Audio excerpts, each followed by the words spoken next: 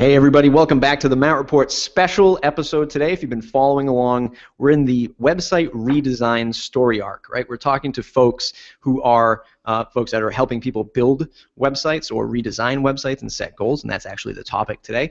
We're also talking to people who are just about to roll out their own site, right? So we're getting the insight from them, like, what am I looking for in a website? What am I looking for my return on investment in this process? And it's been a fun ride so far. I hope you're enjoying it. mattreport.com/subscribe. Join the mailing list. It's the best way to stay connected. Today's guest, reigning, returning champion of the Matt Report interview scene, Angie Meeker. Angie, welcome back to the program for the fourth time. Hi, Matt. Thanks for having me back. It's great to have you back again. I absolutely love the topic that we're talking about today. You have become, I don't even want to say this word, but I'll say it, the thought leader, right? I believe branding, marketing, messaging, clarity in the WordPress space. So I know when we recorded our last session, we talked about a lot of this stuff. But in this session, we're really going to dive into what it takes to do a true, through and through discovery process. And the subject today is yours truly.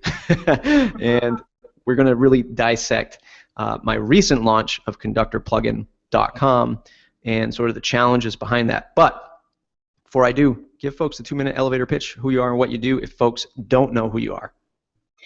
So I am Angie Meeker. I own Angie Meeker Designs, a digital boutique agency that provides digital strategy so business owners can focus on their business. A lot of companies, they want to do it, but they don't have a strategy in the first place, and even if they did, they don't know how to execute that strategy, and so we want to let them focus on what they do, and we will support that with digital strategy and marketing.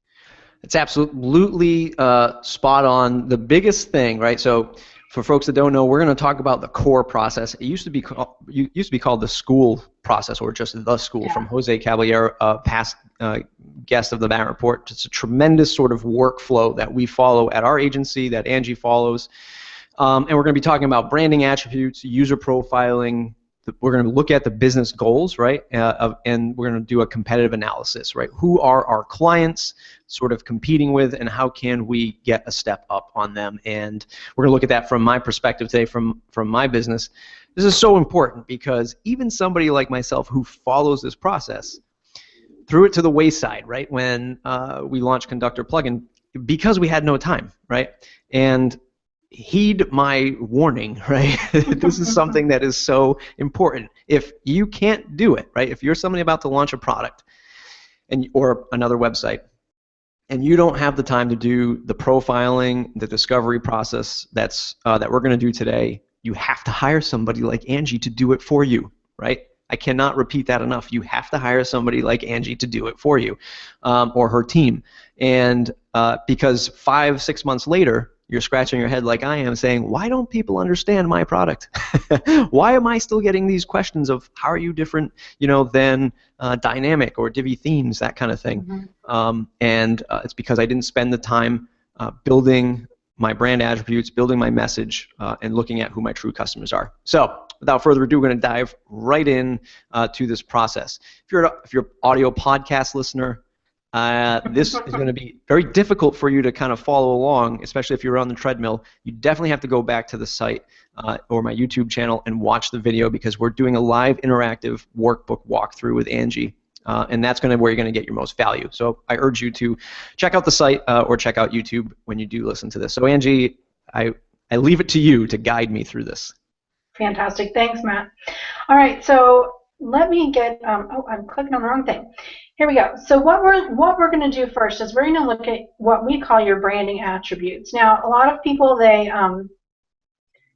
when they think branding, they're thinking immediately of their logo or their website or some sort of like visual representation of their product or service, and that's not what we're doing. We're talking about your brand. That's who you are. What do people say about you? Because those things influence the rest of what we're going to do. So again, the difference, just to be clear for people so that you have this, your branding, it's the distinctive value that you're providing for your customers.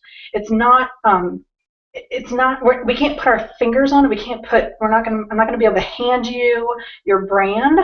It is a feeling, and that's different than your identity. Like for people who are watching, you can see this little visual here.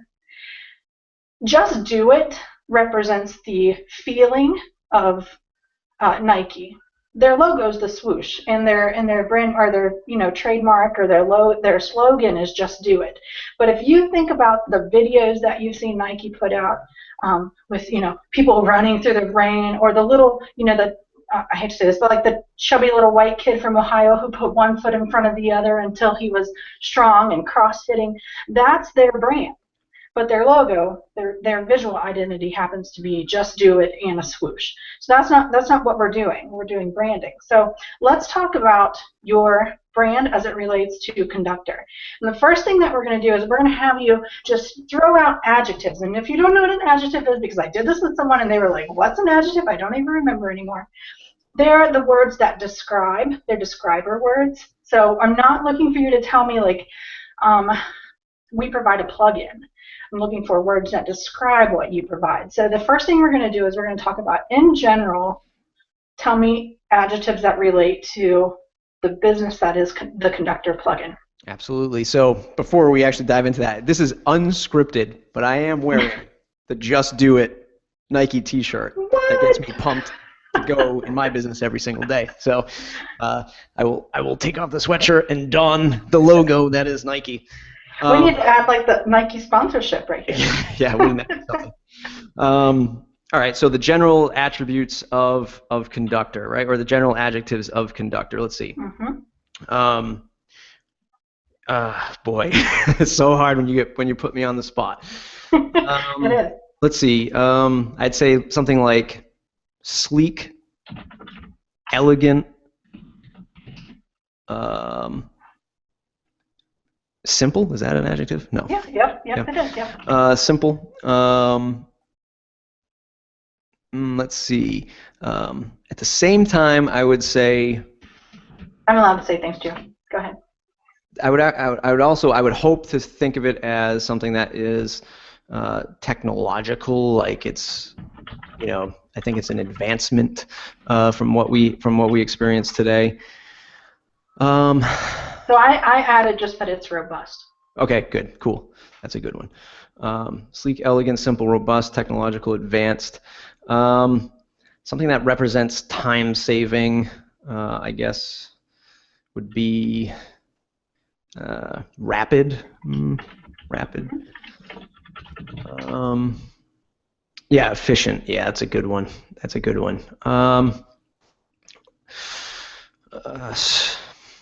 Smart. I think it's a smart decision to make. Yep, that's good. Yep. If folks are looking for different solutions, and I hope it's engaging too at the same time. Like it's something that allows somebody, when they're using it, they realize that oh, I didn't even know I could do this with WordPress. It makes people think of WordPress in a different way because there's not a lot of clutter. Clutterless, decluttered. Yeah, that's good. All right, so that's good for that. Unless you have some other ones that you want to throw in. No, I think that's good. Okay, and so now what we're going to do is we're going to talk about your culture. So this is how the Conductor company interacts within itself. Mm-hmm. So I want to know, the thing is this: you can have, well, I mean, since we were talking primarily to a WordPress community, think about even the different cultures between like 10up and web dev. Yep. And human made, or those companies all have different cultures and they probably communicate within themselves differently too. So this is what we want to know, like what's the culture like in the company that is Conductor plugin? Yeah, so we're very in startup mode, right? It's something that that's the culture. Like we're building something, we're trying to make it work, and we're hoping that we can make a big impact, in the market. We're scrappy. We're passionate, right? We Isn't are. that funny? Because your people are probably scrappy too. Right. Your users are probably scrappy too. Right. We are. We're always looking at the big. We're always looking at the big picture. We're always thinking scale, right? So that decision that we made for feature one, what is that? How is that going to affect it 6 months to a year from now? You know, let's see. I mean, we're certainly. It's funny to say this, but we're very much like. We are market. Maybe marketing is not the right word, but we are very much like in terms of the product, like we're always thinking like, how can this help somebody else, right? So we're always thinking of that angle. We're finding those angles for our clients and our customers. We're publishers, right? So we have our own printed publishing book, travel guide. So a lot of this stuff came from how can we move content around the site easy for us, and then we also work with partners that we build sites for them and answer the same questions. You know, we're very much staying on, like, I live and breathe not just WordPress startups, but startups in general and tech. So I'm very much just always watching the industry, always watching the publishing industry, the marketing industry. Very on point with that stuff. All right. And then your users. So these are the people who, we say your community to help describe this, because we're not only talking about your customers, though certainly that is part of it, but we're talking about the overall community of people who interact with this particular product and this brand. So give me adjectives that describe those users. Sure. Do-it-yourselfers, solopreneurs, consultants. So now you're starting to get into using like those are not adjectives. Okay. Anymore. Yeah. Yep. You are correct. The DIYers was good. That is good because that can be both. But you know, they're very much what's the word I'm looking for here? I guess exploratory, right? Or they'll do the research, right? A lot of the folks that I've talked to have done extensive research on my plugin, other people's plugins, and kind of like ask a lot of questions. They're also, some of them are also beginners, right? They're not the advanced person. Right, because the advanced person may not. Never mind. Keep going. Yes. Yep. You know, I don't know if I can say that, if I can lump them here, and this might be the issue, is because in my head I'm hoping it's all of these people, but it might not be. Like the advanced person, I know there are advanced customers that have purchased it because they knew it solved the problem like that, and they were like, I'm just going to use it in this project and move on, right? Okay, so let's see. I would hope a lot of them are, I think I can use the same adjective here, passionate about it. I know there's a couple that have found it and say, like, I'm going to use this on every project because it saves me a boatload of time, right? You know, there are also people who are looking to improve their process in their business, and that's not an adjective, but they are somebody who's looking for that too, like, why am I wasting time doing this when I can use this, that kind of thing. Let's see. I don't know if I have another one in my head right now. That's okay.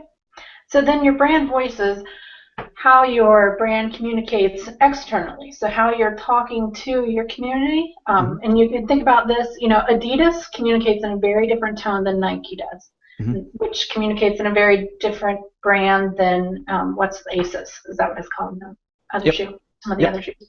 So you can have a company or a brand or a product. You can have one that is all of the same things that we've gone over so far. You can have one that has your same attributes, general, the same culture, the same users, but then you choose to execute with a different brand voice. So I want to hear, what is the brand voice? What are the adjectives that describe how you communicate and interact with your community? Yeah, so I would go with the first one being informative. So right now it's a lot of webinars, podcasts, videos, and tutorials showing people the opportunity and the different sort of ins and outs of the product, right? So how you can build WooCommerce landing pages, that kind of thing. How you can build landing pages in general, and what the benefits of that is, not just with our product, but what does it mean if you can build a great landing page for WooCommerce? Now you can take that same information to your client and say, hey, let's optimize your WooCommerce site, right? Mm-hmm. Excited. When we do, occasionally we do a Conductor office hours, and we're always pumped about some kind of feature that's coming out. So we're hoping that resonates with our customers. So, like, we found a way internally to make something super fast and super efficient, and we're excited to launch it because we want people to see that and say, oh my God, I can't wait to get my hands on that. Mm-hmm.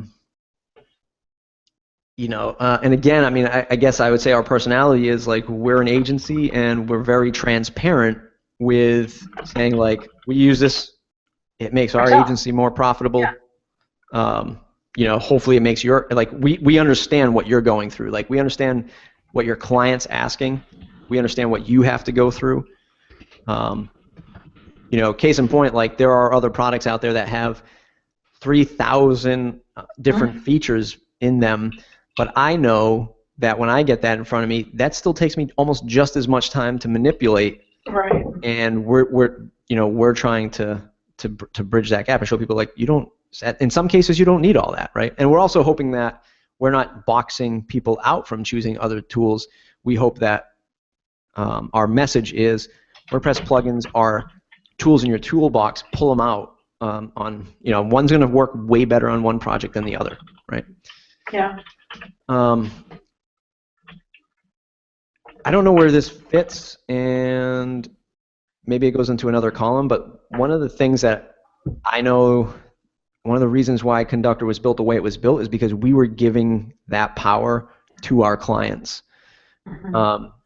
Whereas many of the WordPress tutorials and advice that you read, people are saying, lock that WordPress site down. Yeah. Don't give them access to any plugins. You don't want them messing around. You built it.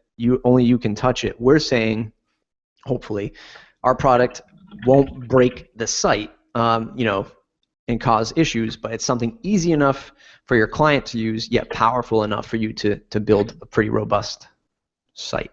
Right. So I'm translating that just to the word trusting, because you're trusting that what you built, people can use it, and that they should use it. It shouldn't be only for quote-unquote developers, that sort of thing. So you're trusting of people that if they have the right tools and they know how to use it, they can go and That's an awesome word to put to it. Make something big with it. All right. So now the next thing I want to know is I want to know the qualitative value that you provide. So in this case, we're not talking about we provide plugins, we provide code. We're not talking about that. I'm talking about how this makes your customers feel when they're using your product, when they're interacting with you. What's the value that you provide to them? Yeah. I'm hoping. What we'll talk about next is the tangible benefit. Now we want to talk about the feeling people get when they work with you. Yeah. Wow. Aha. Right? Yeah. Really. Aha. Yes. Yeah. Things that make the light bulb go off. Mm-hmm. Those are the things that's the best feedback we've received so far, and it's actually the most common things that we've heard so far. I never knew I could do this with WordPress, let alone a plugin. I never thought about managing content this way. Let's see.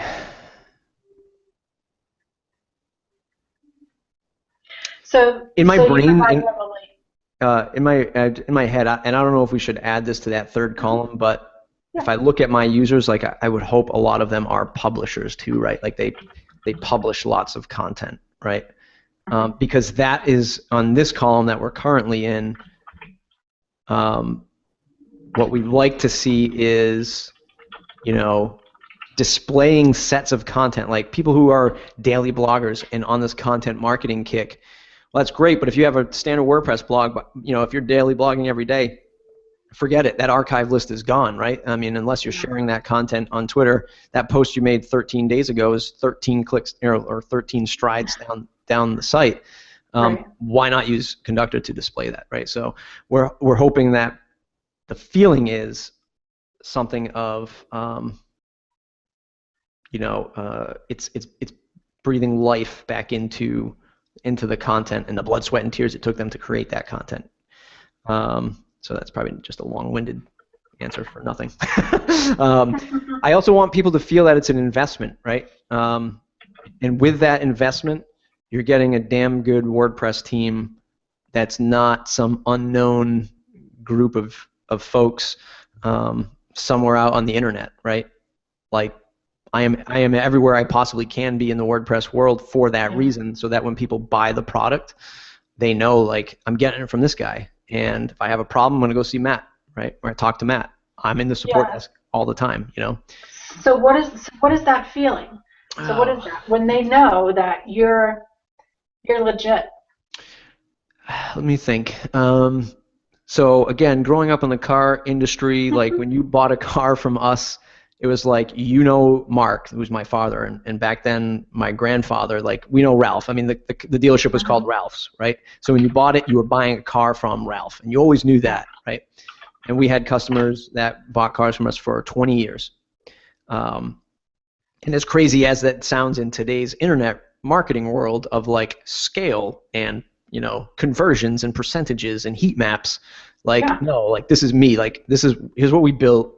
It's $200 and it's not $20, and you're gonna buy it, and you're gonna know that when you have a question, I'm the guy that you're gonna talk to, or my developer is. So maybe it's trust again in this column.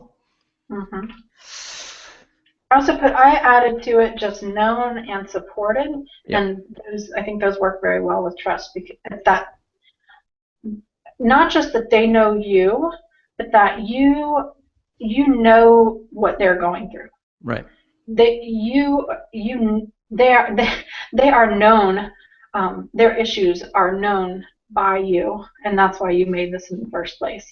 So when I say known, I mean that just also in the broadest possible scale, but also on a very personal level. When someone buys that, they're connecting back with someone they already know and trust. Yeah, you know, and one of the initiatives that we'll be launching hopefully soon is just a lot of, you know, training, right? So we're going to have hopefully a conductor academy where, you know, it is a way to show people how to use the product, but it's also a way to build a WordPress website, and it'll bring in, you know, all aspects, not even just the technical stuff, but, you know, we'll touch on branding and why, you know, and how Conductor can help people even in the process that you and I are doing right now to prototype a site, right?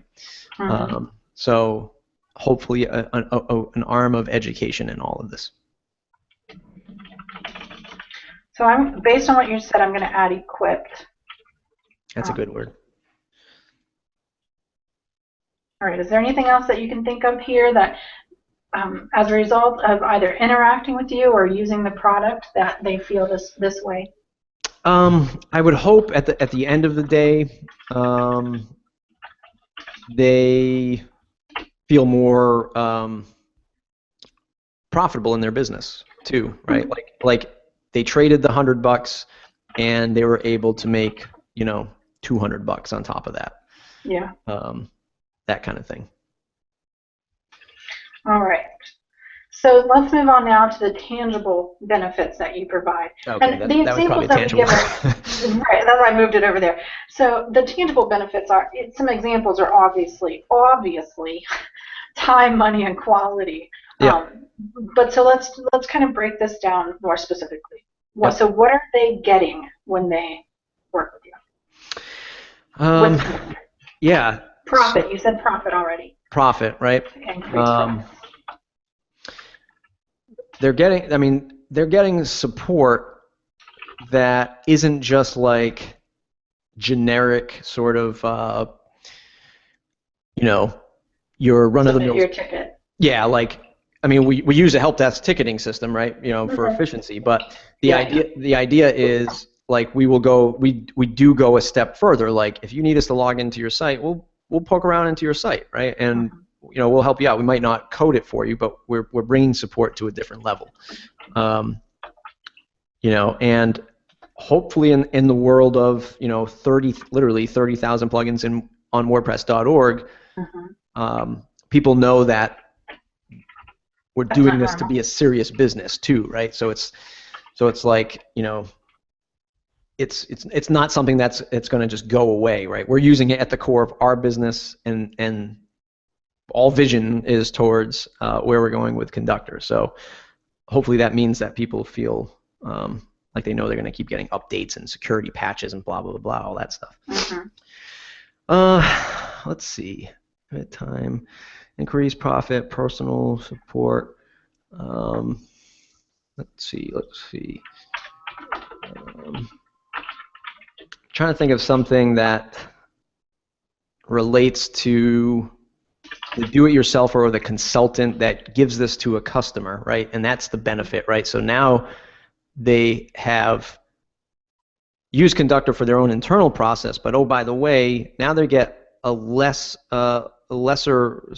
support request from their client because they've got this tool that they can build out pages with. So yeah, fewer support requests. Yeah. You know, and then I would go with more. I would probably say something like maybe something like more opportunity, right? So like we have an add-on coming for Gravity Forms, right? So as we mature the product, like there are going to be other things we integrate with that you're like, oh wow, like I never knew, like if I just use like a basic membership plugin and I display my Gravity Forms, like I could build sales portals for my clients, right? Or maybe now I can go after a whole new set of clients that I never could think of, like more membership sites or more like intranet sites that I can build sets of data for. Yeah. Things like that. Increase profit, personal. I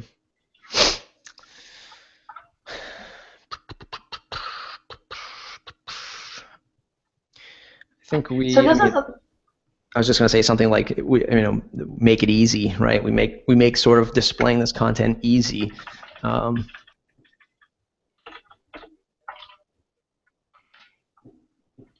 think that's a good. Good list. All right. So what we're going to do now is we're going to go back through and we're going to pick one or two. It can be two. It's better if it's one, but if it needs to be two, we can do that. Words from each one of these columns that you feel like most represents that concept. So let's start over here with general, and we'll go ahead and pick one out of there, one or two. This is the scariest part of the process, isn't it? For me. And the thing is this: you don't have to take the product of this. And let me tell people where we're going with this. What we're going to do is create a brand statement from this, and that says your organization provides this product or service to this user, and these are all the adjectives. We're just like Mad Lib style. To these users with this culture and personality, that point of view, to help them get this benefit and feel this value. Now, once we've done that, that doesn't necessarily mean that you have to take that and go and plaster that on your website or your business cards or that sort of thing. Some companies do. Some people, they get that brand statement. They're like, hallelujah, I've never been able to voice that before.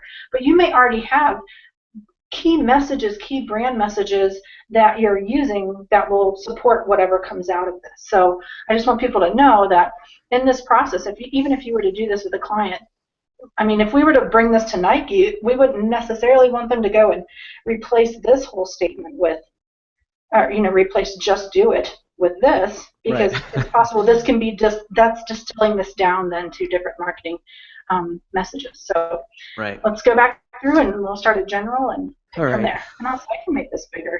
This be bigger. Man, I would really like to pick efficient and engaging in this one. Yep. All right. Let's see. And then your culture, again, just to recap for people, the culture was how you interact internally, because that obviously is going to spill over into your brand voice as well, and even the product itself. So.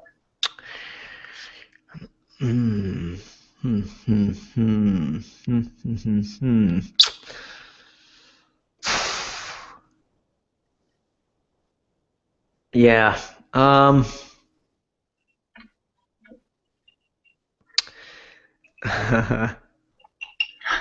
Now when you're looking, do you look at it now and you're like, I don't know, I don't know which ones, if any of those I like. Yeah, that's sort of what's bouncing around in my head right now.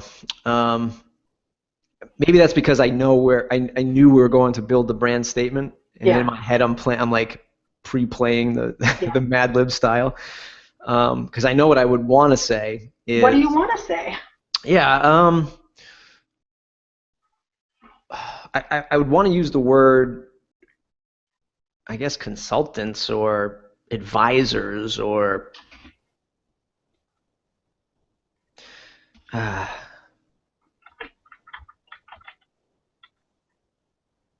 Well, the thing is this, is that even in that process, you can say that you provide the product or service. I feel like you're trying to take the product or service and squish it into the culture.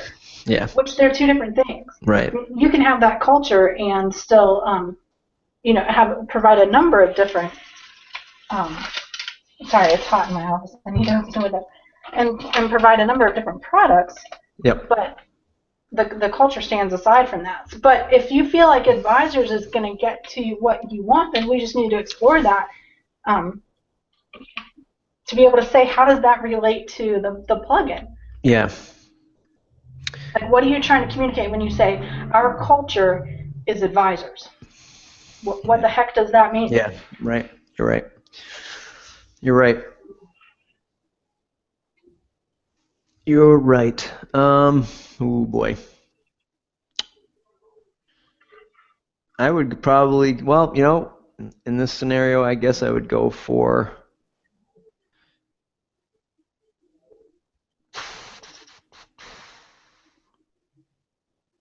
Oh, I don't mean what the heck does it mean as in to dismiss it. I mean, talk about it more. Like, what are you trying to say about how your organization communicates that brings advisors to mind? So let me just talk this through a little bit. For us, Conductor is something that's very content first, right? So the grand thinking is like, we are helping you display content. We're not helping you necessarily build an efficient landing page, though you can do that. We're very much about your WordPress website now has pages, posts, and galleries and all this content, Gravity form submissions. In the future, it's going to have even more as more people publish more types of content. How do we bring that? Like, our thing is, how do we help publishers, be it the pro blogger to the newspaper, make it so damn easy to display all of that content and to manipulate that content, right? So our mindset, so our internal mindset right there is innovators, right? We're very much thinking of innovation when we're doing that. Like, people aren't thinking about, oh crap, I've got all this content in there. How do I bring it to a page or publish it, republish it, or repurpose it that I can't do with a base WordPress theme, right? Yeah. Highlight that sucker.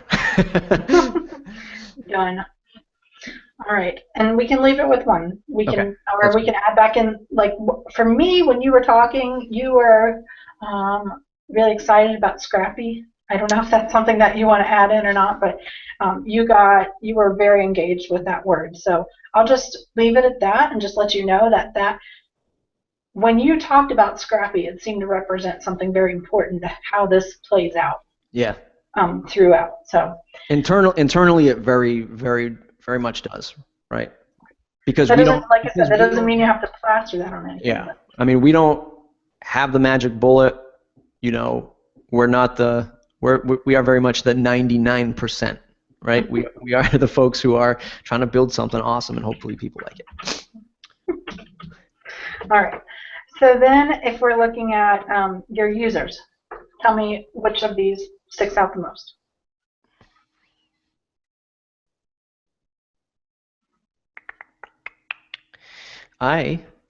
Sorry for the dead air, everybody who's just listening to this as I'm thinking about which adjectives to pick here. And for those listening, if you were to do this process with a client, it's okay to give them time to think. That doesn't mean that they've disengaged from the process, it just means they need time to think. That's it.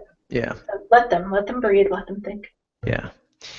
I would say I would just go with, I guess do you only pick one in this column? You can pick one or two. Go ahead. Again, I would go with probably the DIYer, the do-it-yourselfer, and I would still love to go with publishers. Yeah. All right, and then your personality. This is how your company interacts with your community. What's the voice they speak with? I go first and foremost with trusting. And then trusting in educators. I guess educators is what I would go with next. Oops, I just deleted it. Sorry, you can't use it. No more. All right. So then how do you make them feel? Equipped.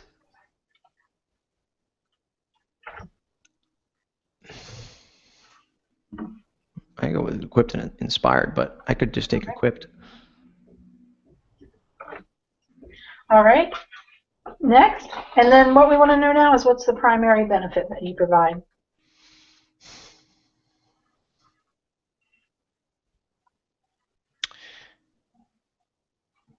I'm going to go with, in this list, I'm going to go with, we're going to provide it's opportunity, I think.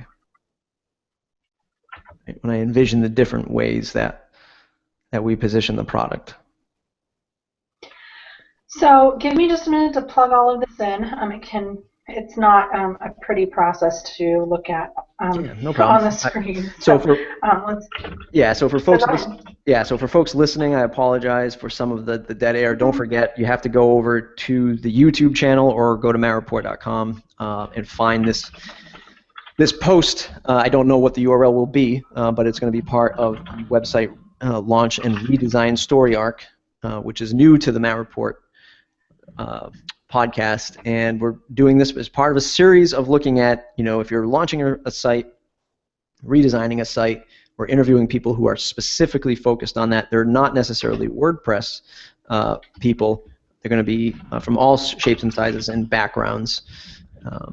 There will be a 3-part in this series. There will be talking to people who are launching sites from 5 to 15,000, 25 to 35, and then I'll be interviewing somebody who does primarily $50,000 and above projects, not using WordPress at all in that specific segment. So that's going to be really interesting.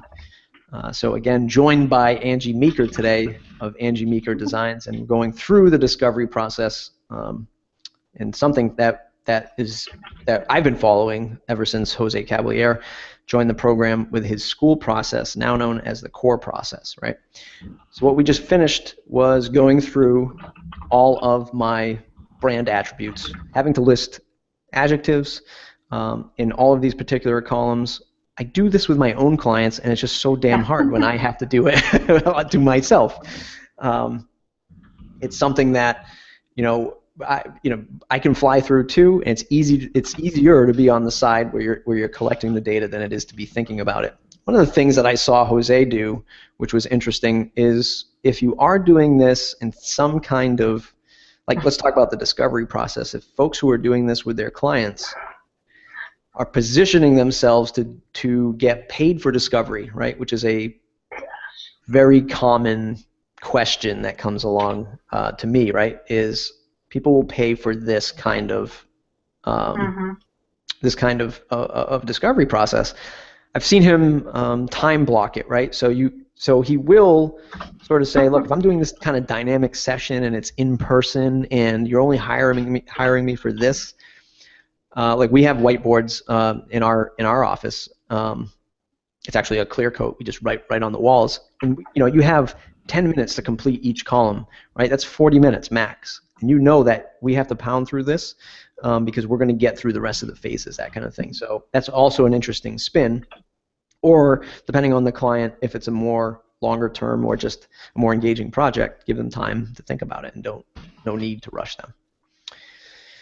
Okay, so what we have, and so I would encourage you to come up with, and this is part of the actual term for the product or service. We don't cover that because typically the client has it in place already. So I'm making up something here, and we can replace that if you want to. But what we came up with is Conductor provides efficient and engaging content management to DIY publishers with an innovative and trusting point of view to help them realize new opportunities and equip their inspiration. Nice. So what we do with this is the way we use it with clients is we use it as our guidepost. We come back to it if they have an idea that they want to pursue, as you see later. If it doesn't come back to, if it can't point back to this message, it's very easy for us to then say, let's talk about how that message with your brand statement. Does it align with what we said already? So like when this says DIY, when you say DIY publishers, as an example, when we get into talking about target users, your messaging to an advanced WordPress developer would be very different than your messaging to the beginning DIY publisher, even though the truth is that they're both DIY publishers. Does that make sense or not? I'm not sure if that makes sense yet. Yeah, no, it absolutely does. Absolutely. Right. So they're both DIY publishers, but the way that you would provide your efficient and engaging content management and all of those other things would have to change based on the user that you're looking at that point. So the next thing that we're going to do, and Matt, if we run out of time for today, that's totally okay. Just let me know, because we can always circle back around to it. So the next thing that we're going to do is we're going to look at your users, your customers. And typically what we do is we do 3 user profiles, no more than 3, but at least 1 or 2. What we do is we define their story, like just who are they in general, their demographic, and then what we do is we talk about their goals. So users who interact with your brand, they have specific goals that they're trying to accomplish in their life, not just when they come to your website. You know, like a lot of times we think goals, we think conversion goals, but before the conversion goal comes the user's goal. What are they trying to accomplish when they come to you? And then what do they need to get from you in order to realize that goal in their life? So when you can begin to look at your users and say, here's this type of user, here's what they're trying to accomplish in their life, and then let's make sure that we're providing what they need in order to fill that goal, that's where magic starts to happen. And that, honestly, is where most WordPress businesses totally fail. They never stop to even think about what is the user. They think about what the users, I want to say they think in tactical terms. Like they think, oh, the user's trying to publish content. Well, they're not trying to publish content. They're trying to gain efficiency. They're trying to spend less time. They're trying to gain time so they can go home and be with their families. Trying to increase profits so that they can go on vacation, or these sorts of things. They have goals that precede what they need. And so that's what we're going to do. We're going to talk about your different users and work through those things. So what we do is we put an actual name to this because I think a lot of businesses don't stop to think about the fact that individual people buy, individual people convert, not DIY publishers. DIY publishers don't convert. Jane Smith, who is a DIY publisher, converts. We market to individual people, not to broad swaths of customers. So let's give this person a name. Let's go with Lynn. Lynn Wood. Oh. Whoops. People have last names. Let's go with Wood. W-O-O-D. All right, Lynn Wood. And how old is Lynn Wood? Lynn is going to be in her early 40s. So we'll say 42, and she's a female. Is she married? Yes. Okay. So tell me about Lynn's story. What we're looking for here is, literally, I just want to know about Lynn. Like, tell me about her daily life, what she does, how she got started doing what she does. Yeah, I would say that she had a, probably 20-year career in a boring industry. And What boring industry? let's go with insurance sales. Okay. Probably Why did start. she quit? Yeah, I would probably say maybe just wanted to change things up, right? Wanted to go out on her own and do something else, and why not when the economy tanked in 2008, right? Perfect time to do it.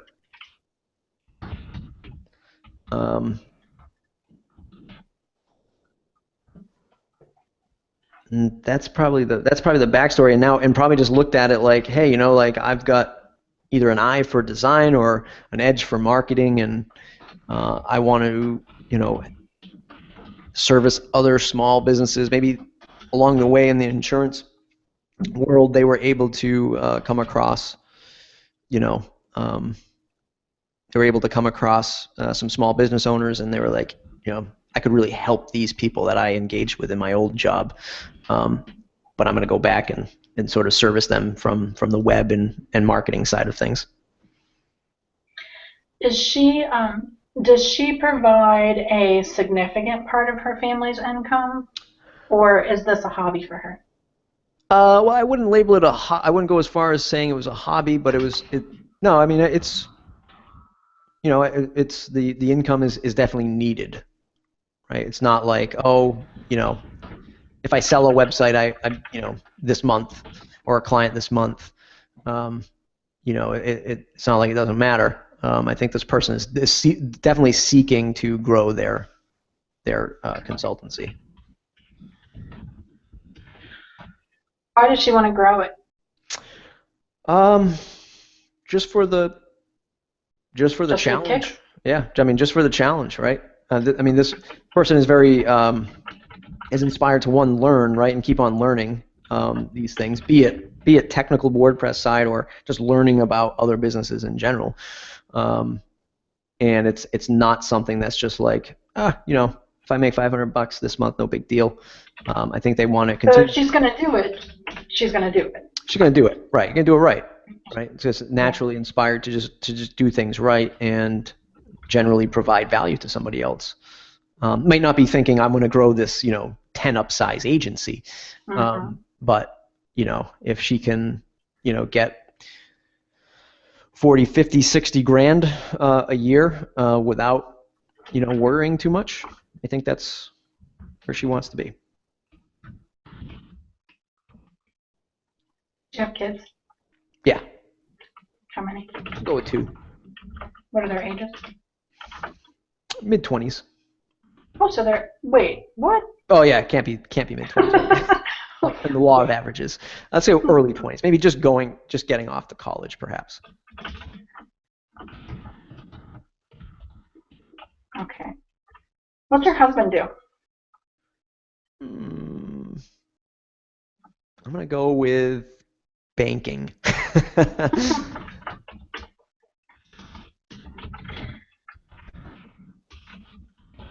Okay, so I have a question. What does her husband think of this gig? Is he supportive? Is he like, go, you could be scrapbooking, or is he hopeful that maybe one day it'll transition him out of business? What's he hopeful for? Not her, because we see what she wants. Yeah, that's a great question. I don't think, I certainly don't, I think he supports her, Okay. I think it's something that he encourages her to do and fully supports, and is generally interested in it. I don't think it's something like, I also don't think it's something like, I think, oh, come on, honey, yeah, bring home the bacon so I can quit. Okay. But very much like, this is her job.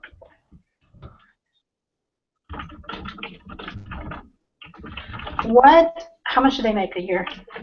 Combined, I'd probably go with 130,000, 140,000. And how much of that is hers this year?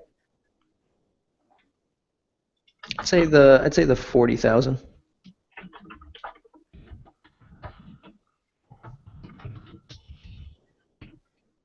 All right.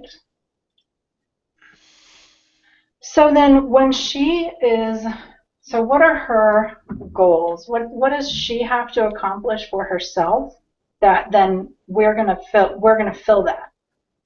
We're gonna help her accomplish that. What are her goals that she has to accomplish for herself? For the business, right? Not just in particular of using the product. Yes. Okay. If I understand your question, yes. Yeah. So like, how are we gonna help? How are we gonna help her achieve her business goals? Not just like what does she expect to get out of using Conductor? Oh yes, yes, absolutely, yeah. Okay. Or and even it can be even broader than that. Like we have when we have done this before with clients, like I'm thinking of a particular client. I think we've even talked about them before, um, who's in the like child health care industry. When they talked about a newly diagnosed family who someone in their family just was diagnosed with the disease that they deal with, Mm-hmm. that person's goals were they needed to get life back to normal. Mm. They needed to find other people who had gone through what they had gone through, um, so that they could get life back to normal. Mm. So so we weren't looking at they need to find a family directory. We weren't saying they need to. Does that make sense? Yeah. Like we were talking in very broad terms, and then those translate into okay. So if that's what their goals are, then what do they need to get to support that goal? Mm. I guess in this scenario, I guess it would just be finding uh, stability in all of this, and not just sure there's like how do I find more clients and how do I do my pricing and all that stuff, but ultimately you're getting to a land of stability, right? Because Mm-hmm. then you're no longer asking those questions. The whole idea is, hey, I want to do this right, but I also it's income that we need. Mm-hmm. So definitely getting to a stable ground. Um, and along that is making the right choices of the tools that she might be using, right? Or the workflows that she might be using. So she could, because she's an entrepreneur, right? She set off to do her own thing. And because of that, you are innately able to research things and put the pieces of the puzzle together for yourself. But at some point, you realize you have to stop the research and just do the business. Yeah. So she knows that that our software will give her that ground of, hey, I know what this does. It does it well, and it's supported. I'm going to pick it and do it and use Mm-hmm. this because I don't want to mess around with anything else anymore. I'm done messing around. I'm done trying out new things. I might do that 10% of my time, but Yeah. for the business, it's like I pull this off the shelf, I bring it in, and I start with this every single time because it provides me a process to managing clients and projects and things like that. All right, so what we have so far is that she needs stability, she needs to make right choices in terms of her workflows, and I just wrote less research, more action, and that she needs a process. So if she were to get stability, workflows, if she were to take action and she had a process, then what we're saying is that she'd be she'd be getting towards her $40,000 to $60,000 a year goal. So what does she need from you then? If she needs stability, workflows, less research, more action, and she needs a process, then what does she need to get from you when she visits your site or interacts with your brand? And you can be specific here, because this is where we're starting to get into things that will translate into what you have to offer on the site or socials or that sort of thing. Yeah, and this is actually my favorite part. Because this, if you're listening and you're watching, you better be watching. This is where you start to see the aha moments happening, and you're like, oh my God, why didn't I do this before? Right. Well, I think too that I think if we're speaking specific to the WordPress community, though I know there are people in other communities that will see this. I think that a lot of WordPress developers, whether it's for a plugin or a theme or even their own agency, they just don't get to this step. I know I said that earlier, but even if they took the time to say, my target market is 40-year-old women who are bloggers or photographers or real estate agents, they still don't get this, they don't go this far as to say, what are their goals and what do I need to produce in order to help them meet that goal? Right. And that's obvious by looking at the marketing and the websites of I hate to say this, but really almost broad stroke across the WordPress community. Yep. Why one guilty as charged and 100% agree at the same time. Yeah. So the needs. What does she need from us? Well, she needs to know, number one, that this thing works as it says it does, right? It needs to outline clear and concise use cases and examples she might be interacting with, like showing off how a particular homepage was built, or how do I see that? Like I see folks saying you need this on a website, or this magazine always has this kind of layout. How do I achieve that? Right? We need to show them how that they can do that, right? And we also need to show them that it can be done in an efficient amount of time, right? Sure, there might be a learning curve, but we need to shrink that as much as possible. She needs to trust that product will do it in either educational videos or in a podcast or just reading the content of the site. Like, okay, I know this is going to solve this problem. So when we look at process and workflows, talk to me about what she needs to get from you in order to feel like she has a process as a result of using your product. Yep. There needs to be there needs to be concise guides or tutorials for those different scenarios, right? So it needs to be like step 1, load up Conductor, step 2, display that content, step 3, move it around, and then rinse and repeat, right? And if we can do that while also addressing the fact that she's dealing with a client who might be saying, you know what, I wanted those 3 boxes there, but now can you just make it one big box instead? Like we talked about it, we don't want it anymore. And showing them that how they can manage that or navigate that terrain of those kinds of conversations. So I have a question. So I know that I know from what you've done previously that was it the New York Times website that you replicated in a video? New Yorker, yep. New Yorker, sorry. I knew it was New York something. So what was the feedback that you got on that video? Or did you get any? I got a lot of feedback, yeah.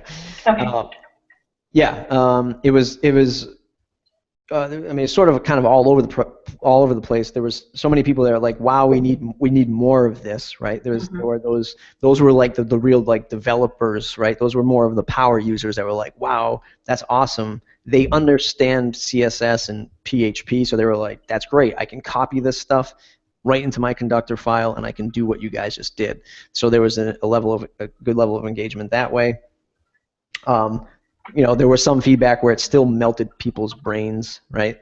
Yeah. They were just like, because again, there's a fine the fine balance is the DIYer isn't the person who is like, what is CSS? Like this person has a level of understanding that they know how to change fonts with CSS.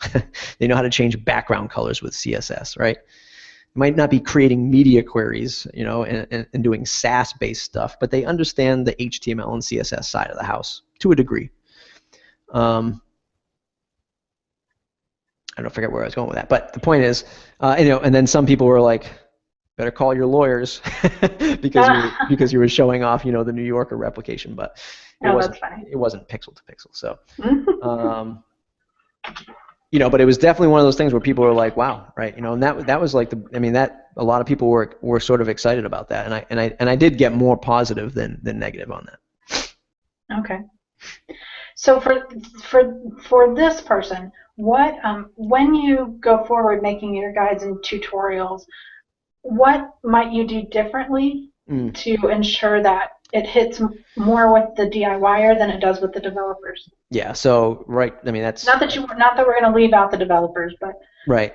And that's the nail on the head right there. Is the tutorials for this person would be much more focused, not so grand, of an undertaking, right? Because Lynn would watch this video, and she would understand it, and she would look at the code, and she would understand it, but she would still be too overwhelmed by it at the same time. I don't think I'm going to ever do this, right? Or maybe she understood the HTML and CSS part, but we had to drop a few lines into our functions PHP file, so I kind of don't want to touch that. Okay. So though she might watch it a few times and be like, oh, that's interesting, but I would probably never go this far. Okay. All right. So let me save this real quick. I would hate if we lost this. All right. So what we're going to do now is we're going to move on to another user profile, and this one I would encourage you to target this a little more towards the developer end, and maybe the maybe developer that's already working in an agency. Because I know I hear you a lot in your talking about this, that you have those two very different types of users. So let's talk about this developer and how what their story is. So what's their name? Can we call him Matt? Yes. We'll call him Matt Smith. Okay, all right. And all right. Okay, and how old is Matt? We'll go 33. Is he married? No. All right. So what's Matt's story? Let's see. So did he go to school for this, or did he just figure it out on his own? I'm curious. That's a great question. I'm going to go with he did go to school for this. All right.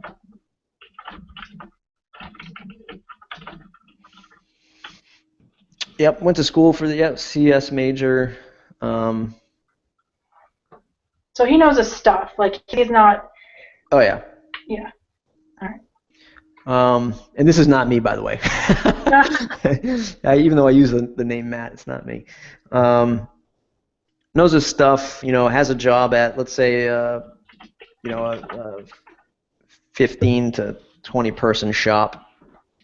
Is it WordPress specific? Yeah. Yeah. WordPress specific. Decent size. Yeah. Decent size agency. Yeah. WordPress world. What's his role there? I'm gonna go with.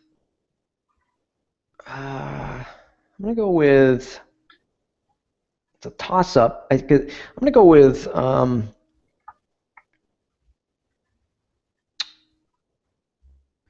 Web architect, right? Somebody who's not geeking out on code every day certainly does it, and it's much more of a lead, engineer.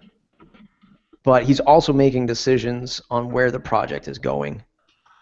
So it's not just build this theme or this template file every single day. There's somebody who's he's somebody who's accountable for the overall. The overall technological decision of the site or the solution. So that is excuse me. That's a really important distinction between just saying that he is he's a developer at the agency, but then changing that to he's the lead in a project, or even lead amongst developers. That alone changes how you market, because one is do your own job efficiently. The other is how can we save your agency money? Bingo. Yep. It's so different. And I know from the previous marketing that you talked about that. You did talk about that. Now as we get further into this, we talk about how do we equip this lead engineer to go back to the agency owner and say, when we work on WordPress projects, let's use this so that we save time. Well, when we get into his goals and needs, that's a very gosh, what's the word I'm looking for?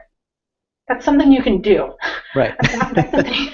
That's such a lame way to say that, but that's something that you can do. You can give that person tools to go back to his owner and say, this is how we're going to do this because it's most efficient. Yep.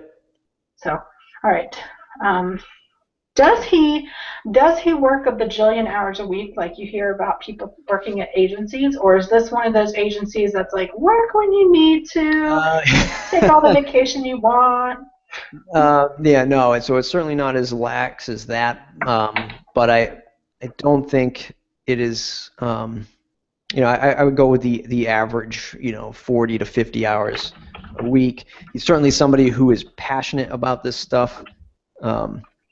He definitely attends, a WordCamp, and maybe even is somebody who's also educating people in his own regard about their own process, right, or their own strategies, that kind of thing.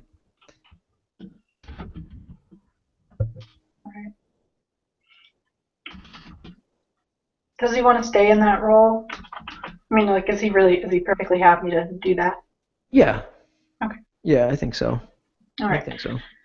So tell me about his demographics. And not afraid to try things, right? So he's not that developer, which I guess is why he's in this role as the lead, because he's not afraid to discover something new and be like, let's understand it, let's try it out, and if it's something that can scale for our needs, let's just use it. Versus the developer who's like, I'm just going to code that myself. Yep, I have to do it all by hand. Yep. That's to me, this is, as I hear you talking about what you're trying to accomplish, that to me is a really key understanding for this person, that they're not afraid to try new things, but they need to understand it. Yeah. Because the truth is, this person is accountable to that agency owner. So if he says to the agency owner, we should do this, he's got to be able to back it up. And this gets back into the trusting you and you trusting them as well, or trusting your customers. So it's really, I think that it will be, in order to really grab these people, it will be very important for you to talk more about the code behind Conductor and how it's not just a crappy builder. Right. But again, those are focused on two very different groups. So tell me his demographics. What are we looking at? How does he drive? Yeah. So how do we outline? Just scroll back up to that again. I forget what we start with. Some of the things that we talked about. Is he married? Does he have kids? Oh, right. Yeah. What's his total income? What kind of car does he drive? Where does he live? Yeah. I'd say West Coast. Probably doing 75 grand in this position. Drives a Volkswagen GTI, 6-speed.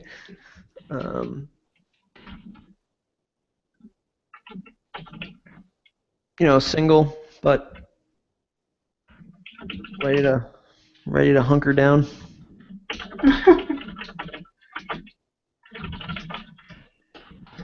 What does he like to do in his spare time? I'm curious. I'm gonna give him the stereotypical label, probably doing CrossFit. Okay. I thought you were going to say he likes to brew beer, but CrossFit works probably just as well. So, all right. So what are his goals? What's he trying to accomplish both for himself, which translates into what the business is trying to accomplish, but what's he trying to accomplish? What are his goals? So his goals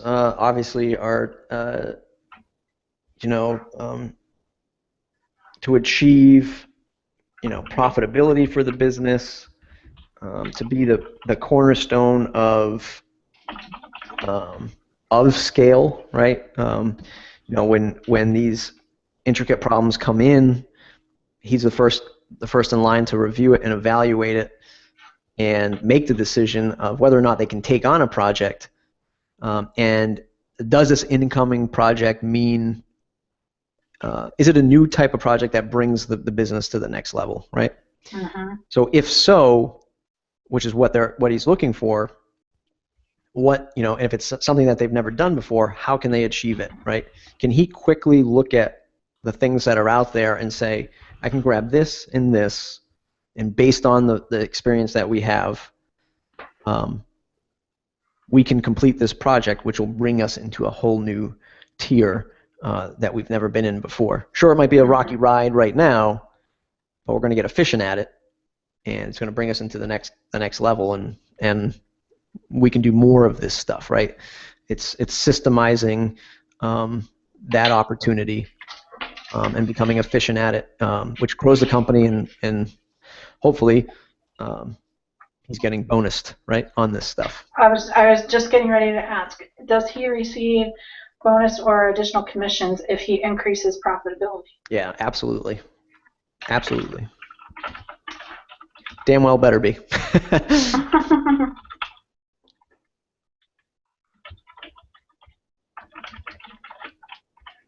All right.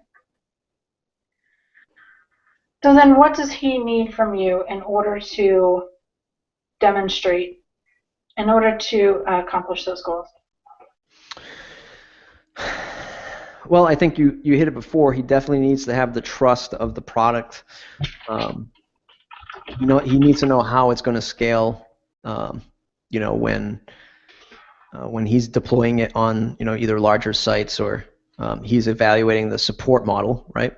When he has questions about this stuff, because he's the one responsible at the agency, he needs to be able to say, I've sent these guys an email. And I'm getting the answer I'm looking for, or I can find it, somewhere on their website.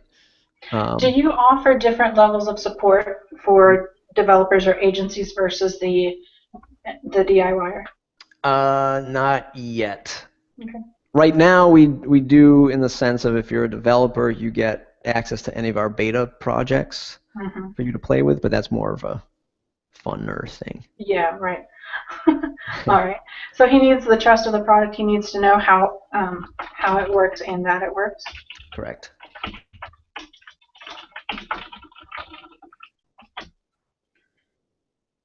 He needs to know that it's not just a builder.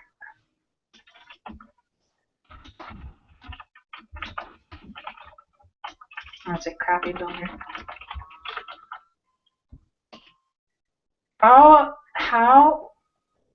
What can you give to him to demonstrate that he is going to be able to achieve profitability with this product? Yeah, that would be. Besides just the thing is, I know that you can watch the video of you rebuilding the New Yorker, and theoretically they should be able to put that together and say, wow, look at that, we just rebuilt the New Yorker in less than, what was it, like a half an hour or 22 minutes or less. It was some crazy short time. Right. So that should be able to translate, but that is not. I think that's not concrete enough for agencies. So yeah. I think that at the agency level, if you're an agency looking to buy this, we would just have to do, some kind of, and I kind of do this now, like a concierge delivery, right? So it's just like, I'll set up give me the, I'll take the specs of this particular project that you might be working on. You don't have to give me the name of the customer, but give me the scenario that you're faced with. And we'll spend some time, much like we spend time with a discovery session or an hour at least for a web project, talking to them and say, here's the project, and how can you solve it for me? So I'd say something much more like real software sales, right? Stuff that the WordPress industry is not used to, right? So if I think back to my Right. ISP days, like I would be on the phone, webinars with people or conference calls with people for hours, like talking about like network storage, right? But those things were like 50 grand, Yeah. not a $50 plugin. Yeah. But at an agency level licensing and support, yeah, happy to schedule those phone calls to help you figure out how we can deliver it to you. All right.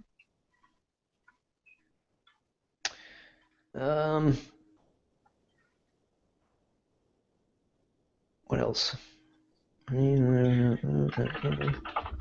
I think so. I think Yeah, case we talked studies. about this one we talked about this before, but maybe case studies of more complicated projects.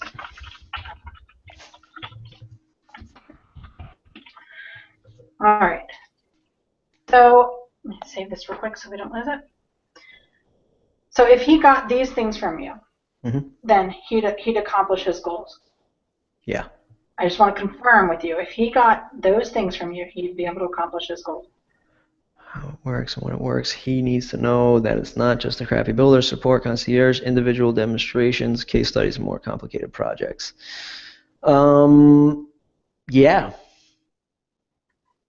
I hope so. All right.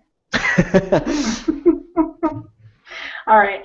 Well, so here's my question. Do you want to continue at this point, or do you want to break and do another session, or even complete it and then just share the rest of what is available? You mean yeah. I forgot to hit the old record, but how long has this been so far? That's a good question. I think it's been like just over It's been about an hour, yeah, a little bit over an hour. All right. I'm happy to continue. Okay, that's fine with me. And all right, so I think what I can do is like I'll verbally say, we're probably breaking this episode up into 2 parts. Yeah. So this will probably be the end of the first part, and then we'll transition into part 2, and we can just continue where we are right now. Okay, sounds good. All right, so we have room for another. Excuse me. We have room for another target user. I think probably you've got 2 really good markets to look at, but if you know of another one that we need to look at, then we can do that.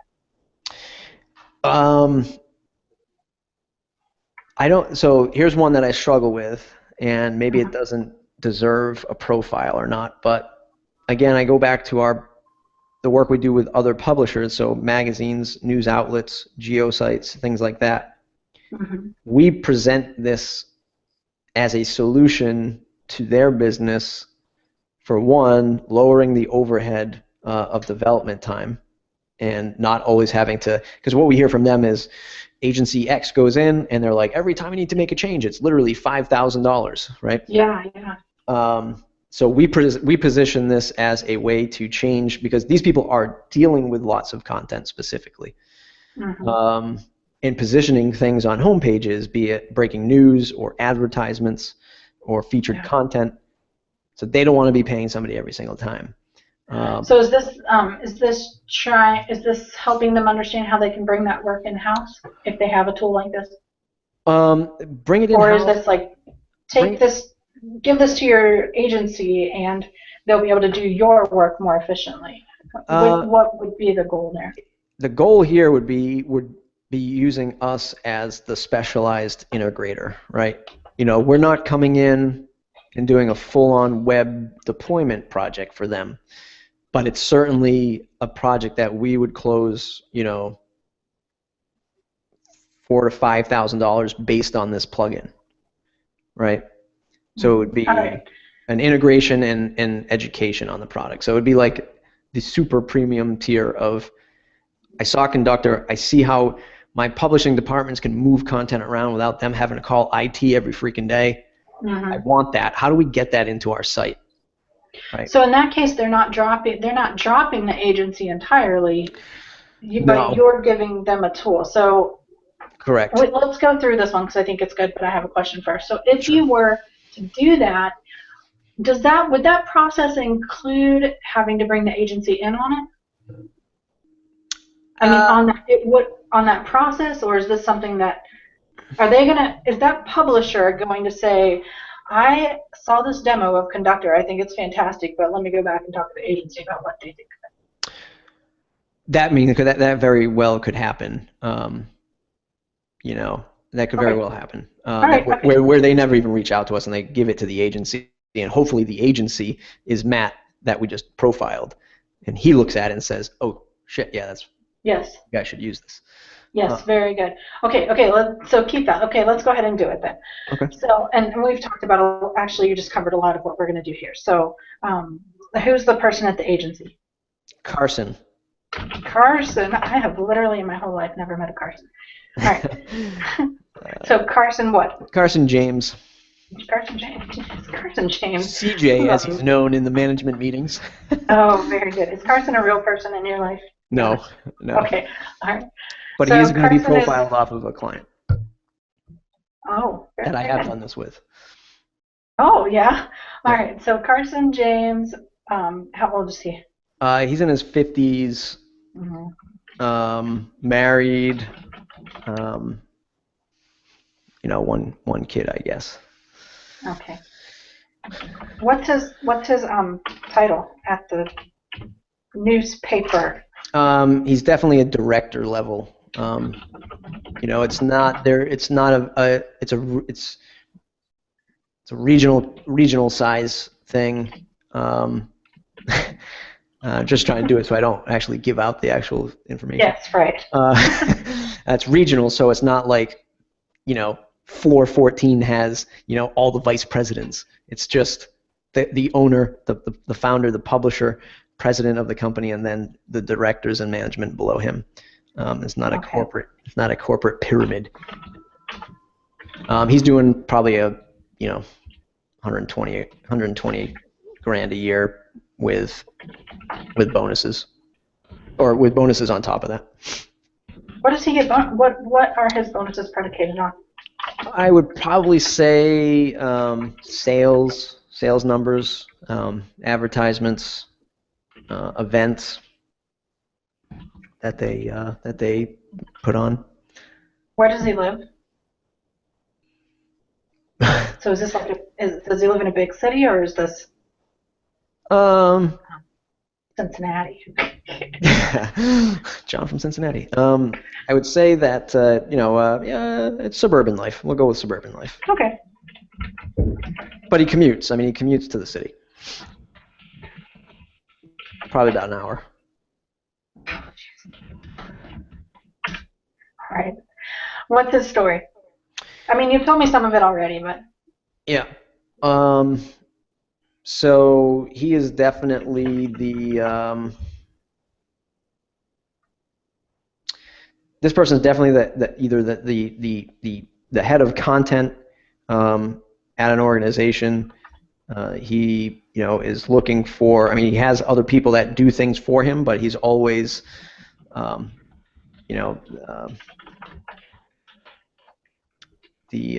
what's the word I'm looking for? I don't want to say he's the editor of it, but he has these regional size, either magazines or newspapers. It's a lot of creative, right? So there's a lot of meetings. There's always trying to look for, how do we beat out another digital property, right? How do we step away from traditional print and move online, right? And how do we make that efficient? Because they don't want to keep, getting the invoice every month from, company X, right? So he might not be directly dealing with that agency every day, but he sure as heck hears about it, right? In the in the meetings of like profit and loss, right? Why do we keep getting billed by this company? I don't know. I'm gonna have to go and talk to my guys and find out why we keep getting charged thousands of dollars every month to change things on our website. I thought we could do that on our own, Screams we're Carson. using WordPress. Shouldn't we be able to do that? Exactly, right.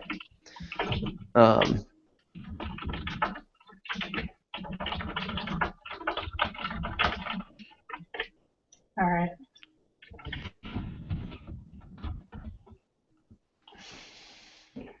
Yeah, accountable to costs. All right. So I think, given the story, so I'm not. We don't have to spend much more time on the story because you gave a lot of it as you were saying. Do I want to even talk about this person in the first place?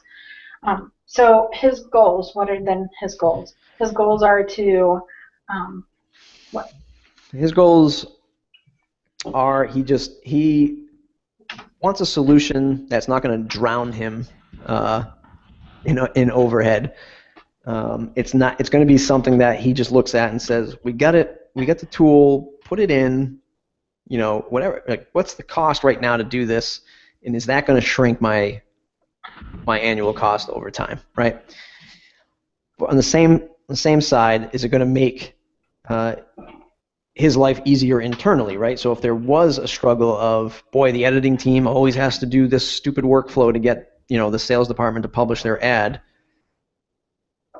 does that solve this kind of need too? If yes, this is great. And third, I'd say, is it something that gives him an edge over his competition? When he uses that, does it help him? Which I guess maybe falls back to efficiency, but can he do something else that when he talks to the head honcho, he's like, look, we got this thing, we can move content around now. We know these other guys can't do that as fast as us. That kind of thing. All right. So I put him, as you were talking about that, I immediately put that he needs to see use cases or videos or that sort of thing of very specific, use cases. Yep. He needs to be able to see. And I would say the more specific the example you can give, the better. Mm-hmm. So let's say that. This because we work with Crime Stoppers clients, some of my examples always tend to go back to crime, which is kind of terrible. But like for example, the Boston bombings a couple of years ago. What digital properties were able to respond quickly enough to immediately throw up the Twitter widget of the whatever the Boston bombing hashtag was, mm-hmm. or were immediately able to put up an ad that said, if you have any details, click here and report this. Does mm-hmm. that make sense? Like yep. the breaking news sort of things, or that type of use for them, being able to show them this is exactly how quickly and easily you can do that thing that happens in your business all the time. Will help them see how they have an edge over having to then get a hold of the developers or the agency and blah, blah, blah. So, yep. All right. So what else? Let's see. The other, again, like just thinking about some of the clients that I have that fit this profile, like it does fall back to trust, right? Because it's like they know that it won't solve everything, and at the point that it does need maybe a customization tweak for this new thing that they're going to launch, these guys can still get it done for us, right? We can go back to that team and say, here's our new use case. We know you're not going to butcher us on the invoice sheet. Can you figure this out for us?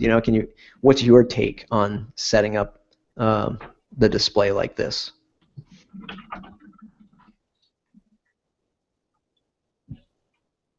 And that happens? Does that happen? Yeah. Okay. So you have publishing clients already using this? Yes. Okay.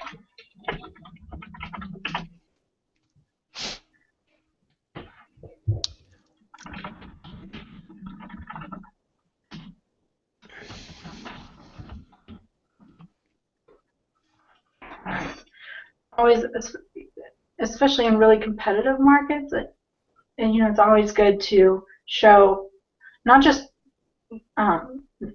brief testimonials, and not just your own case studies, because I think that's powerful and important, or use cases, but the testimonials or case studies of how a current client is using it, or even interviewing that current client and saying, talk to me about what you were doing before, how you use Conductor now, and how things have changed since you've been using it. Because that's longer typically than what you can get in just a testimonial. Right.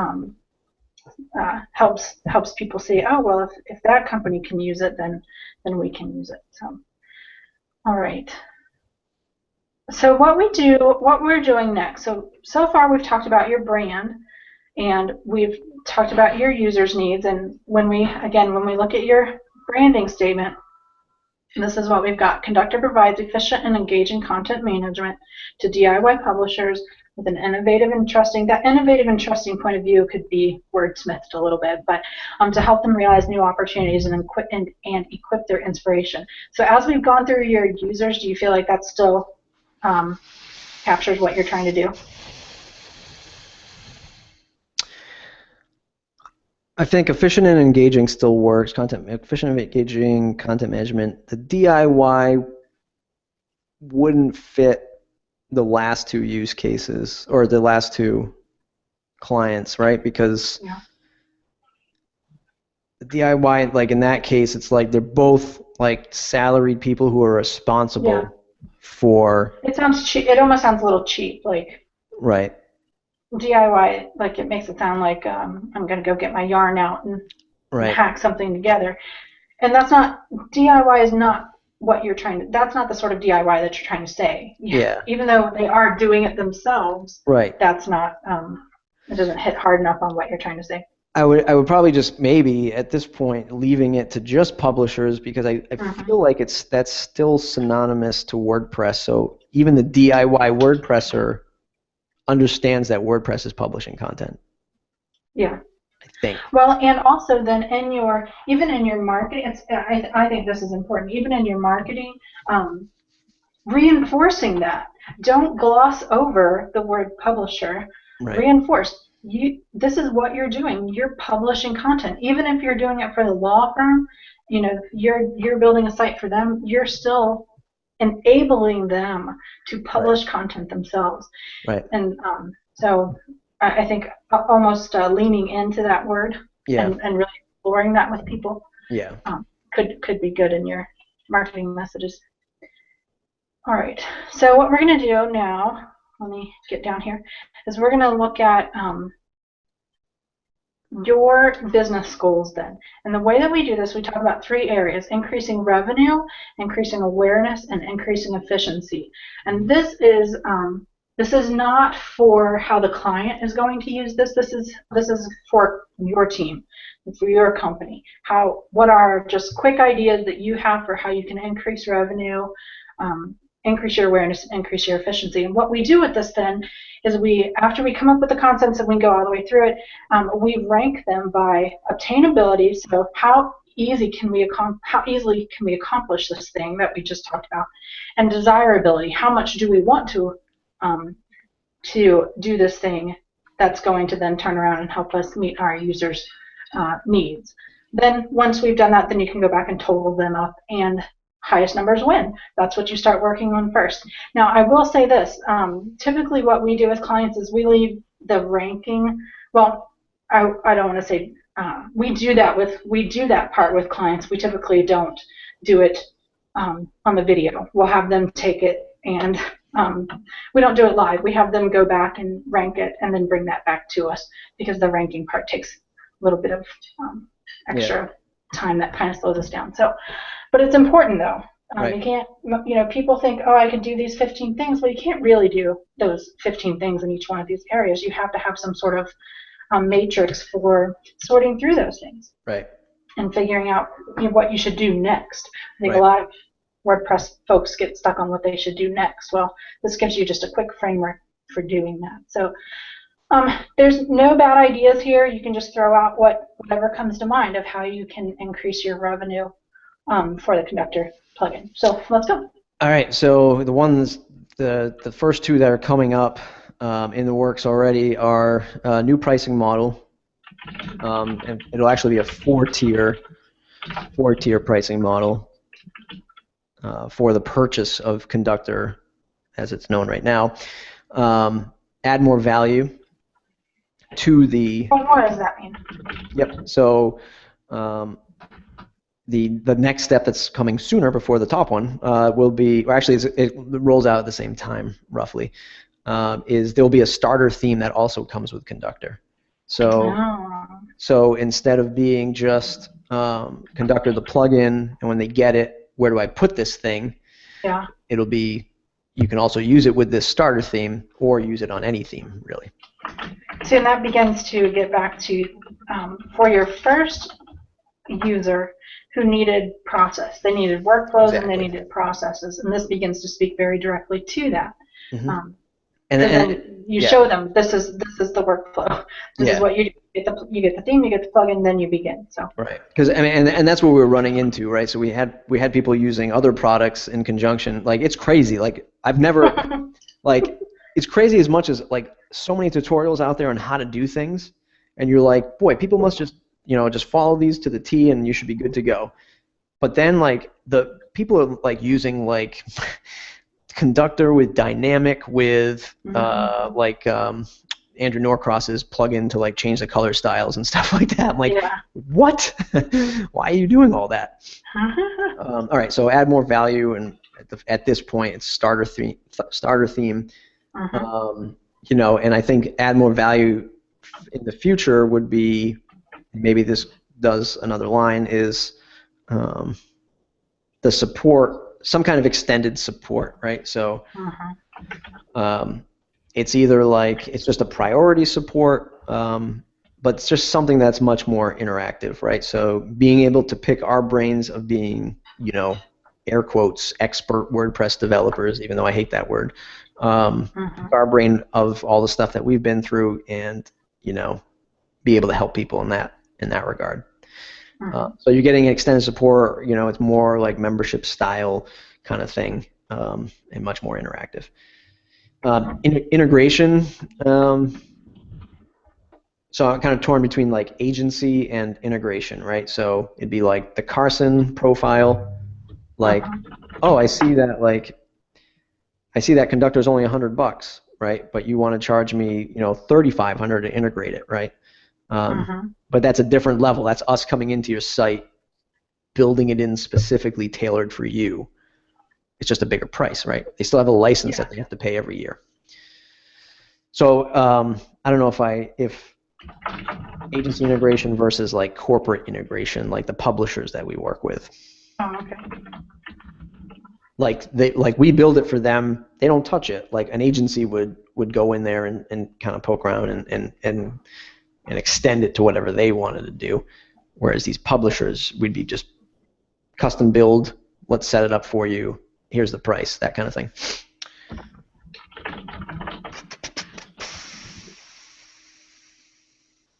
As a training, as I think about agencies, I think they might want some hands-on training that perhaps you should not give for free. That can be an option. Right. Yep. Add-ons, like just add-ons and maybe integrations with other services, right? One of the things. Do you have ideas for add-ons already? Yeah. So right now that's actually how it works. When you buy, if you buy just the Blogger version, it's just Conductor. It only helps you display pages and posts. When you go to the Power User and above, then you get all the add-ons that do custom post types, custom fields, AgentPress, WooCommerce, all different add-ons. And so in the future, who knows, what the next? I mean, Gravity Forms is something that we're looking at. And is the license for the Power User? It includes all of those add-ons, or are the add-ons separate? The Power User includes all of the add-ons. All right. So when you buy it, you get multiple licenses to use it on multiple sites, and then you get access to all those add-ons too to use across all of those sites.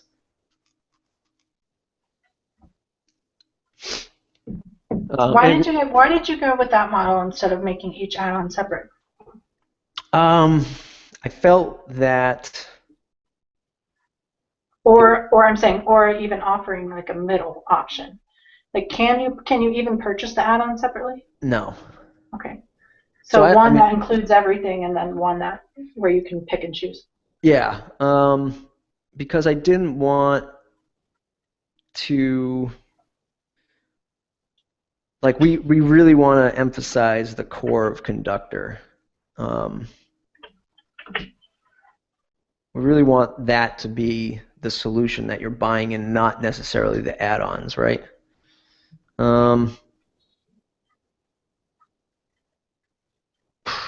It's a great question. I'm trying to compare it to like if you looked at like Easy Digital Downloads and he's got like 15 add-ons for different gateways, because those are all different scenarios that you need to buy them for. You will never need all 15 of those different gateways. But if you're a developer, you might. If you're the developer building sites for people, now you have to buy all those, which, you know, it's either just sort of a pain in the ass to buy them all the time, but I don't know. I was kind of steer away from the nickel and diming kind of thing. Not that I'm equating like nickel and diming with Pippin's model. I just felt like here's the one price. You buy the price. You buy the product at this price, and then you just get all this stuff. Yeah. Because what I was doing is limiting the amount of installs, right? So I wanted to make it more valuable per site. Like that's how I wanted to position it, especially for the agency, right? So in the beginning, agencies were the thought of the core focus. And if I could sell you Conductor that you could do this on 3 sites for $200, right? That's less than $100 a site. And it didn't. And then in that case, it didn't matter really what you needed to do, because right. you got all of the add-ons. So for those right. 3 sites, you could do anything you wanted to. Exactly. Right, but in the 4 tier, what we're proposing, I haven't hashed it all out yet, but in the 4 tier, what we would do is do the first 2 price points. One would be $50, one would be $100. The $50 one would come with core Conductor as it is for just 1 site, no add-ons, no theme. For the $100, you get all the add-ons, the starter theme, and a license for 1 site. Then there'll be a 200, which I don't know what we'll place in that for the amount of sites that you can install it on. And then there'll be an agency price. So it makes it much more. What would be different in the agency price then? Like so here's my question. Yep. If at this point, like even as we're talking through it right now, and it's totally okay that you don't have the 4 options worked out. So Don, I want you to hear this is like me getting all up in your face. Sure. You know what I mean? But because by that point at option 2, you've given away the bank. Like you gave everything away, except for the option to install it on more sites. Right. So at that point, is the only value in the upper 2 options the ability to install it on more sites? And if that's true, that's okay. I'm just curious. So that's one that I do have to figure out, right? That's what I have to figure out. And maybe I don't do, the theme in the $100 price, right? Maybe the theme only comes, well, no, I have to, right? I have to because of the way we're going to position it with Slocum Themes. So all of your themes going forward will. Most of our themes. You might not want to say it yet. Yeah, no, I mean that's fine. The theme that by the time this publishes, it should already be out. So the theme is called Symphony, and that's the starter theme, and that'll be free. The theme itself will be free in .org, and it's a great starter theme. Has everything in the customizer, much like you would expect us to do because of Conductor. Mm-hmm. And you can use that for free. There'll be an upgrade to Symphony, which is Conductor, right? So from the Slocum Themes side in .org, if you want to upgrade your Symphony theme, which is going to give you the power of Conductor layouts built into the theme with specific customization support, like you'll be able to drop in your customizer blocks and then change the font size, the colors, the padding, and all that stuff with our starter theme. And it's only going to unlock that power. It's only going to unlock that power when you combine Symphony and Conductor. No other theme supports that, right? So that's the $100, right? And that also. So I would encourage you, Matt. I think this is just my 2 cents. You can do with it what you want, kick it around. But I really feel like at some point you have your base product, you have your base that includes the custom post types, custom fields, and the theme. And then to me, the add-ons are a next tier. Because you can, well, I'll just leave it at that. to me, those specific add-ons, like what are your additional add-ons right now? You said WooCommerce, Gravity WooCommerce, Forms. yeah, Gravity Form is not out yet, but Yeah, WooCommerce, the custom fields, AgentPress for AgentPress. StudioPress themes, Yeah. and the display pack. So we do those all in add-ons, right? And the display pack are like the grid, the table, and the list views of content, right? And we'll have more of those. We have another one coming, which will be page layouts. So it'll be just predetermined page layouts with areas of content that are just grayed out, and you say, click here and drop in 3 stories. Click here and drop in a list of stories. Predetermined layouts. So, I mean, you're right. I mean, maybe those are only included at a certain level. I just don't. I didn't want to get to a point where it's just like, oh, geez, I got to buy this and all of these add-ons. Yeah. And at the same point, I didn't want to throw all those add-ons into the plugin, Yeah. like in Core, because it's just bloat, right? And we're trying to stay efficient. And we're saying we're efficient because you use our little nucleus, and then you put in the stuff that you need for your particular project. So I feel like there's I feel like there, and just thinking about who you have using it, who you want to be using it, I just feel like I think you've got the Blogger one right on. Like that to me is really smart to just have the basic product for folks who they don't even know what a custom post type is. Right. You know what I mean? Like they don't need it because they don't even know what it is. But then to me I don't know. I'll just say I think that you could pretty easily create your third option to have all the add-ons. With the exception of the custom post type and custom fields, that's got to be your second level. Yeah, I mean, because those are powerful add-ons. And when I say powerful, I mean like they change the project entirely that type of person is working on. Right. Like if you're working on e-commerce projects, you're working on projects that are more valuable than the project that is only using, and I know you can do really amazing things with custom post types and fields, that's not what I mean, but that in itself, you've increased the value that you're going to provide to those people, so separate it out and increase the price. Does that make sense? Like, totally does. Aligning your aligning your pricing options with the value that the types of projects they can build with it provides. And I feel like those couple of add-ons that you mentioned are a clearly different level of value than if you were using Conductor without it. So, all right. So we don't. Sorry, I feel like I stuck on that a bit. But, and yeah. I mean, I could talk about this forever, but like the event, like the thing I'm trying to avoid is the paralysis by analysis or somebody hitting the pricing page. And like if you looked at another example like Event Espresso, not only do they still sell 2 different versions of their product, 3 and 4, but when you look at the pricing grid, it's like one comes with 12 add-ons, one comes with 17, another one comes with 35, and then the other one says like Ultimate, but then it still doesn't come with all of them. Yeah. So I'm trying to avoid that too. Not that it's a bad product. I'm just saying like I'm trying to avoid I understand. Listen, I use Event. This is not going to be a surprise if those guys are listening. They know this because I've talked with them a little bit about it, about how honestly confusing for the end user it is to look at their sales pages at this point. I know that they're still working on it as they redevelop version 4, but I would not point to that as a great example of how to display your pricing models at this point. But there are other plugins that you can look at with similar models, that do a better job of displaying that. So integrations. So when you say integrations with other services, though, what are we talking about? So the future of where we see it going with Conductor is because we are content first. Like I say that we're content first. And we like publishers because content lives everywhere. So even like for me, like I put a lot of content on YouTube or SoundCloud, audio and video. Mm-hmm.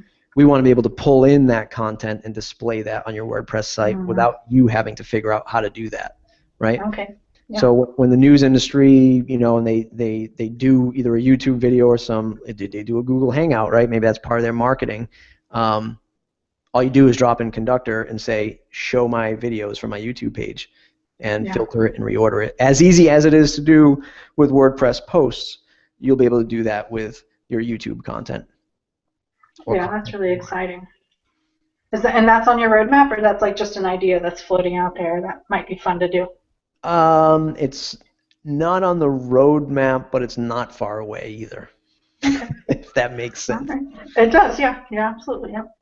All right, so then the next thing that we're going to do, and like I said, typically what we do is we have clients themselves sit down and look at these obtainability and desirability and just rank them on a scale of 1 to 10. So if you were to look at the pricing model, well, that's extremely obtainable. Like you don't have to do much in order to make that happen. Well, let's say 9, because you might have to do some coding to package all those plugins or add them as add-ons in the dashboard or something like that.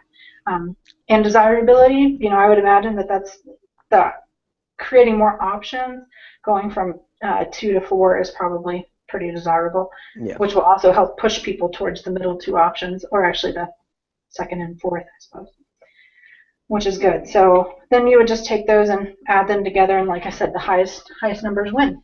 Yep. So what we're going to do now is we're going to talk about increasing awareness. So what are some ideas that you can, where you can increase awareness? So increased awareness, which is always a tough one for me, even though it shouldn't be. I want to step outside of the WordPress world and talk about it, talk about the product to people who are using WordPress simply as a tool and not as passionate as my following is and me about WordPress. Speaking at publishing events, yes. Getting out of the norm of WordPress events, yes. Going on other podcasts, yes. Traditional advertising through terms of either like traditional like hyper-focused print advertising, which we are not opposed to do. Who in the WordPress world does print advertising? Right. We talked with a company that did a gallery plugin, and it was really great. And I told them, you need to be sharing this plugin in the photography world. Like, you need to go exactly what you're talking about with publishing. I said you guys need to be doing that in photography. So find your photography magazines, your photography groups, those sorts of things, and go advertise to them, even if it means taking out now in a newspaper, because that's the people who need to be, not a newspaper, but a magazine. I mean. Right. So yeah. I'm not print's fantastic. People should not write off print just because we sell digital products. Yeah, absolutely.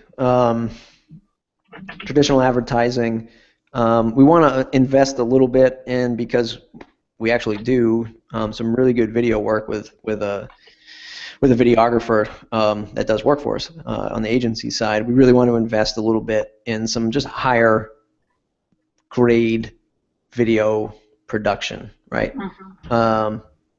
Your typical minute and a half, 2 minute spot that's just a higher grade, not just me recording my screen with my voice. Yeah, right. Something a little bit more engaging that the WordPress world really doesn't do. Yeah. The other avenue is really exploring, the thing that everyone says, PPC. Yeah. Did you guys do any of that for the first launch? No. Okay. No. I still don't. Still haven't. Right now we're investing more in the SEO side of things through content marketing and things like that. But which is that's good. Yeah. Folks, don't hear what he just said about having not done PPC as one or the other. Right. You have absolutely. to have. Yeah, for folks who are listening, you have to have your SEO strong in the first place in order to get better conversions on your pay-per-click campaign. So, and that's exactly the cost too. So. Yeah, and I say that because I knew that's why we were doing that to begin with. So, but absolutely dead on correct. Um, what was the other thing I was going to? Oh, so we haven't started doing it. We started doing it with our theme site, but I haven't done it with Conductor yet, and that's your typical sort of white paper or download or course that gets dripped out to you, right? So with our themes, we have, and when you install one of our themes from .org, there's a link in the dashboard to learn how to build the perfect WordPress website. It's a 9-part course. You can get it in 9 days emailed out to you, or you can get it in an 87-page download PDF. Okay. So we would need to do that too in Conductor.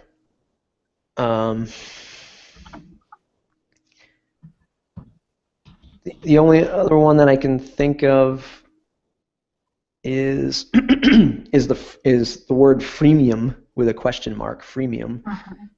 Everyone says, why don't you give out a core free version of Conductor and let them upgrade? The free would be the core. The upgrade is starting with the custom post types and fields. Yeah. Okay. So I've heard that before. Thought about it before. One of the things I've thought about to sort of address that is maybe just release an unsupported version of core in GitHub, not in .org, because .org ultimately means, even though it's a higher level of distribution, a tremendous amount of distribution if it catches on, it's a support load nightmare, and you battle with the terrible review system. Where somebody who doesn't understand what the product does can simply give you a 1-star and it's just there forever, which sucks. So if you did it in but here's my question: if you did it in GitHub, is that really the place where folks who need just the free version are hanging out? Does that make sense? Like the folks who are hanging out in GitHub, those are developers. Right. And regular people have no idea it even exists. Bingo. So is that a really good? Is that a good place to release the? That would be the strategy behind it, because I wouldn't want the support request of somebody who doesn't understand it to get it for free and then to knock on our door and be like, "Hey, man, I'm trying to use this thing and it sucks.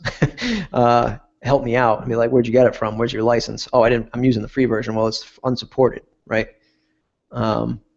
So to me, it's only fair for us. Like, if you're going to, if you need this, can you pass over the $50? Yeah, right. Yeah. That's just like feet firmly planted in the ground. But I would release it on GitHub because I know it's developers. So the trade-off is, you got it from GitHub. You're a developer. You understand what's going on here. You understand the game. You're in the game. And it's also a potential for people to explore things that we've never explored and contribute to it, if they see fit.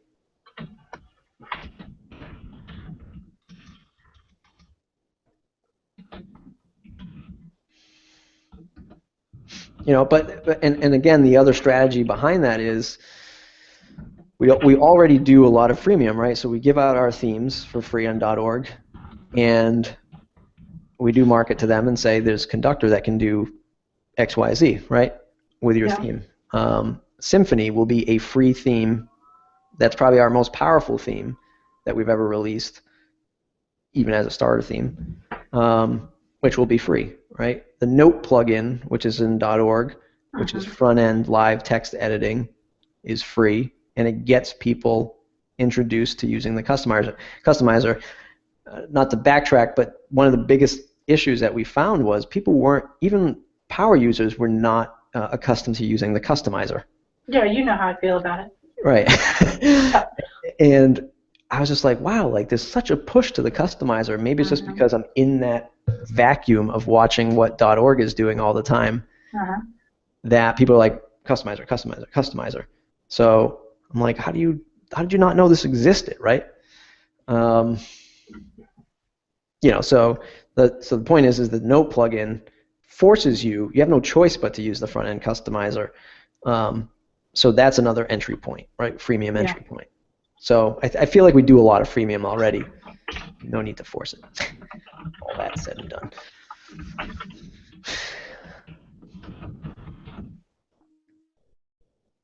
All right. I think that what you're saying about Note and the customizer, I think could be really important to getting people to understand what Conductor does. People who, I fully know what the customizer does, but really, I've told you this at the meetup when you demonstrated Conductor.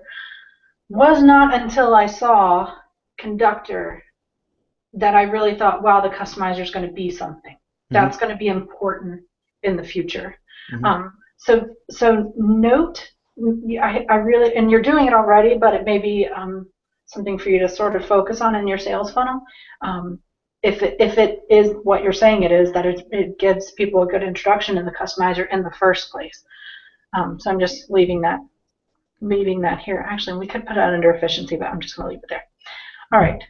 So then if we're looking at increasing efficiency, what are we looking at here? So I think the white paper or course download is obviously a really great start if you make sure to go back and align that with what the target users are, what their goals are. So if you have a white paper that's very specific to here's how your agency can increase profitability.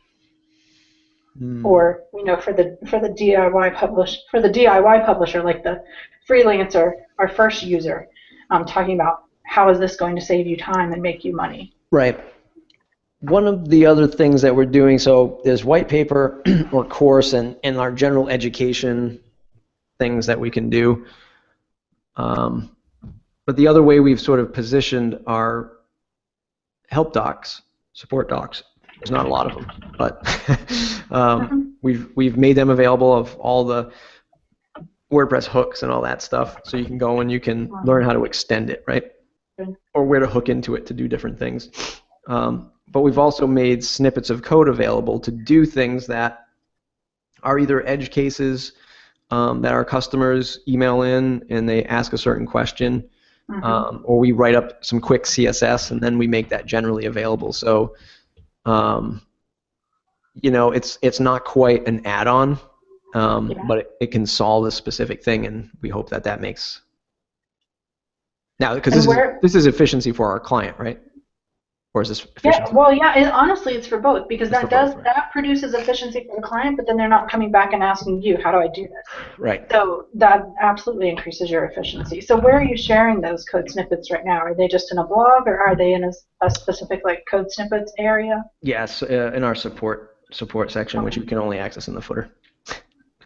But is it open, or you have to have purchased? Nope, it's open. Okay, good. Yeah, and there's only so there's only a few, there's one for custom post types, there's one for thesis support. The New Yorker one is just a huge one. Thesis. Yeah. Thesis. Okay.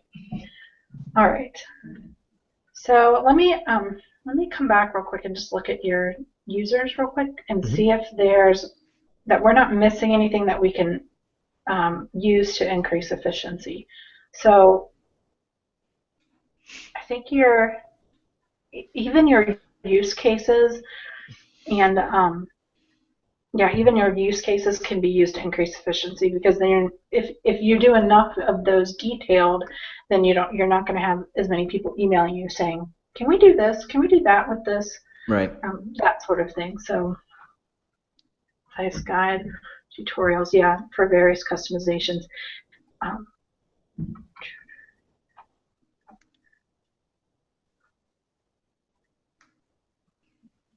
So for the concierge delivery, and individual demonstrations, what does that process look like right now?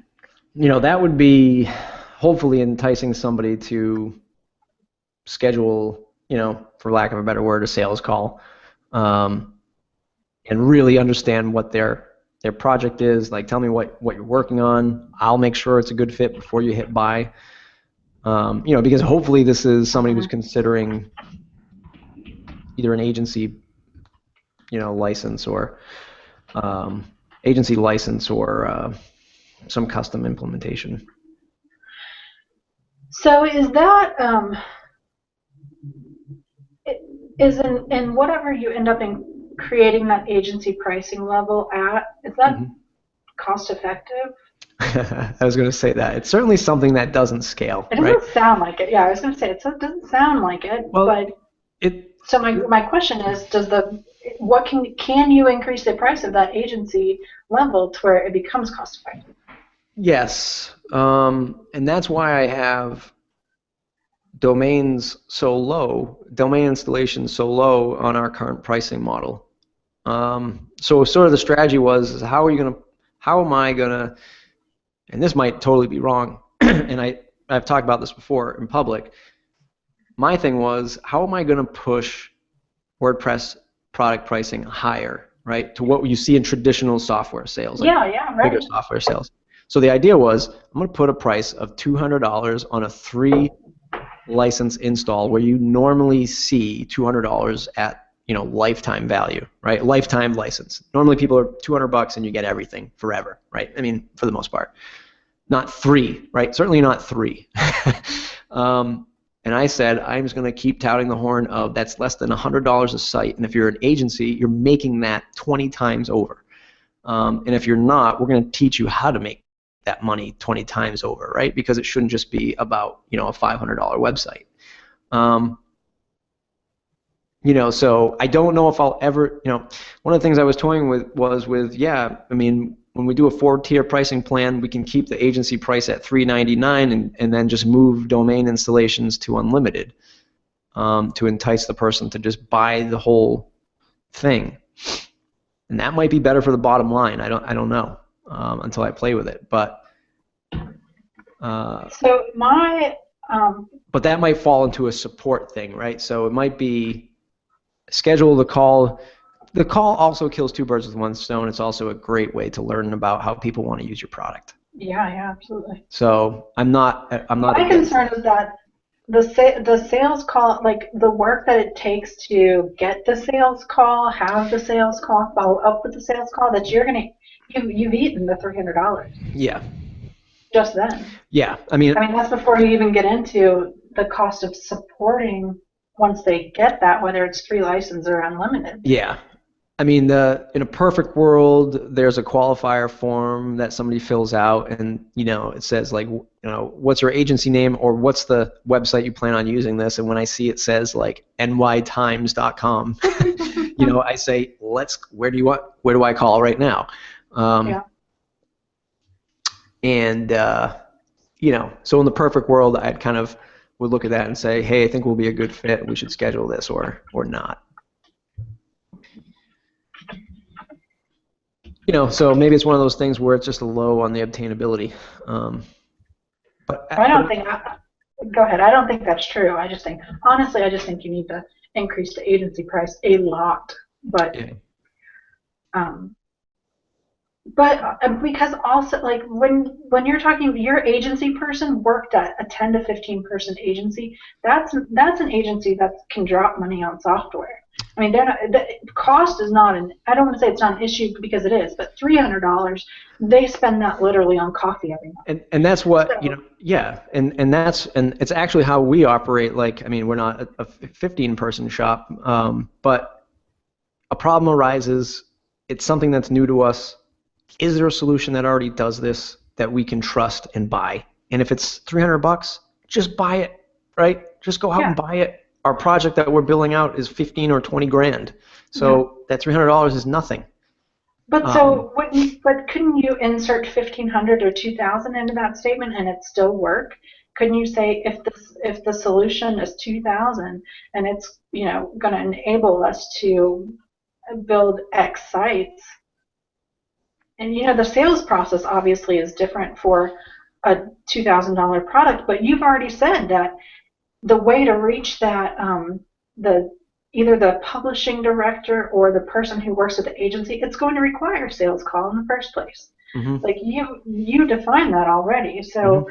if you're going to be investing that anyway, I don't know. I just feel like I'm not a, now having said that, I'm not a pricing expert, Right. but to me it feels like Yeah. 1,500, 2,000 feels more substantial. It Yep. feels like that's something I can trust, as to where $100, 300, And maybe that's the way that is the twist on it. Is maybe there is a custom pricing plan that's something that, hey, like you need us to integrate it for you. You need us to give you Conductor with no branding, or you need it to use it in some kind of like multi-site that's sort of like a network of things, and it's some custom, some special thing that you know won't work out of the box. Or you want to give different displays to different departments, or you want us to build different layouts for different departments or publishers. That's the ball that starts rolling for the custom stuff. Yeah. Maybe it's not licensing at all. It's not like, oh, agency pricing. It's custom something. Right. Yeah. It's the option that you see at the bottom where it's like, are you an enterprise business? Then schedule a call. You know what I mean? Right. So it weeds out that, it filters them from the start. So what else are we looking at as far as increasing efficiency? I just another one that's going to increase revenue and awareness that's already in the works is partnering with other theme shops. Where theme shops want to build in specific design or style elements for Conductor, and we would work with them to build different layouts for their themes. That way they didn't have to build technology like this, and that way they could recommend a plugin that wasn't, one of those overbearing front-end editors.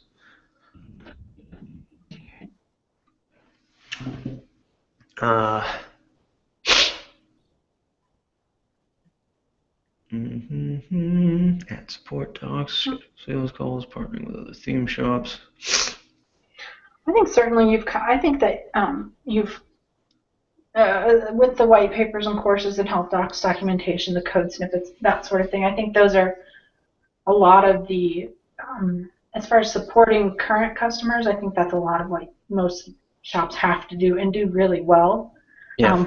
And a lot of them aren't doing it very well. But if you can do those things, then you'll obviously be increasing your efficiency. What I would like to see you really think about, even as you're thinking about more of these, maybe after the call's over, is what is the most efficient way to get that publisher and the agency developer to purchase whatever that product ends up looking like. What is the most efficient sales funnel for that customer? So that you're not treating them the same way as the first Lynn, I think was her name, as Lynn. Yep. Because they're different. Yep. Different funnels for both of them. So. All right. So what I think that, excuse me. So it's almost 2 o'clock, and I'm going to have to go at 2 because we go to reading groups with my daughter's French school on whatever day today, Thursday, I guess it is.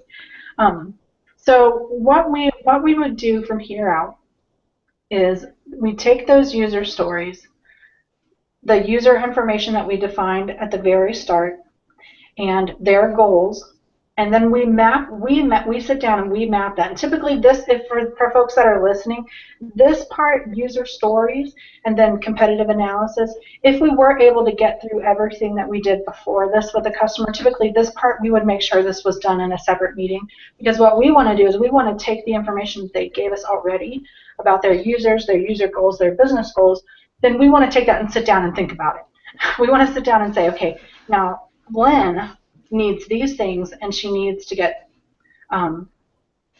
she needs to have it fulfilled in this way, which we covered in the users. What's that going to look like when she comes in contact with this brand? So what's her literally like beginning to funnel her? What does she need to get when she comes to the site? And filtering that with those business goals that we just went through. So if we're looking at Lynn, for example, the new pricing model, whatever whatever that is. That's going to be near the very bottom of the funnel, obviously, because she's going to reach that last. But, excuse me, the for Lynn, I'm trying to look through here and see what might be most important to Lynn. The starter theme. Yeah. So for Lynn, looking at the ways that we're increasing awareness already, and then filtering her down to showing her this process with the starter theme, and then the option to purchase the starter theme. Which that's going to be different, obviously, for the person that's in the agency, because maybe they don't need to see the process of how you use the plugin with a theme. Right. They still need to know that it works, but it's a different funnel, a different story for them altogether. So that's what we do. We look at the user stories, the goals, and then begin to map those into how we want that specific user to accomplish their goals when they interact with our brand. And so that's why you see 3 options there. And then the next part that we do after that, and actually we can take this workbook and make it available. I don't have a problem doing that. It's on my website already if you know what blog post to go look at. The next thing that we do is we talk about competitive analysis. Now, most people, when they think of competitors, they think of the person who's doing exactly what they do and the same exact way that they do it, when really you have more types of competitors than that. So here's just, and I hate to be that person that kind of reads what's on the screen, but you have direct competitors. You have people who are doing exactly what you do in the same exact way that you're doing it, targeting the same exact users. Those are your direct competitors. But then you have category competitors. Those are people who they're offering the same value, the same benefit, but they're executing it in a little bit different way. So like for Conductor, that's going to be products like Divi. Does that make sense? All of those ones that you named earlier, they're not direct competitors, they're category competitors. And to be honest, I'm not sure that you have a direct competitor at this point, which is probably good for you in some ways.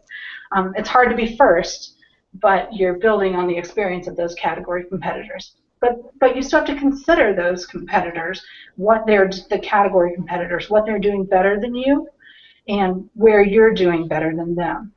And then you have substitutes, things that your customers can do to obtain a similar value and benefit, but they're not using the service that you provide, and they're not using the service that your category competitors provide. Now, it's interesting because when I think about what you provide, I, off the top of my head, have a hard time thinking about who your substitute competitors are. But at the same time, if we did a little research, we probably could find them. Can you think of any off the top of your head that, well, actually, you know what? Products like the custom meta boxes and advanced custom fields and those sorts of things, they let the customer get the same very end result, but it's not, the process is so different that it's almost not even worth comparing them. You know what I mean? Like in the Lynn in the Lynn profile, she could just say, you know what, I'm just going to build a grid. I'm using StudioPress and some other projects. Yeah. I'm going to use some StudioPress snippets to do a grid. She's going to lose all the flexibility that Conductor gives, but she did it in some lines of code. Same thing with the other two. They could hire somebody to do it, right?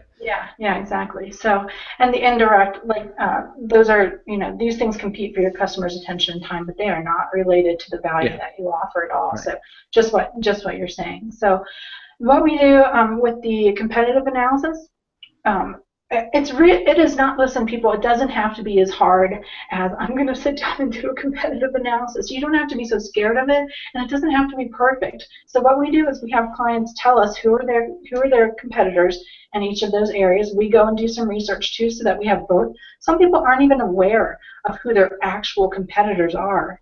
They're so focused on the brands that they've come in contact, they can't see the forest for the trees. Is that right? The trees for the whichever way it is.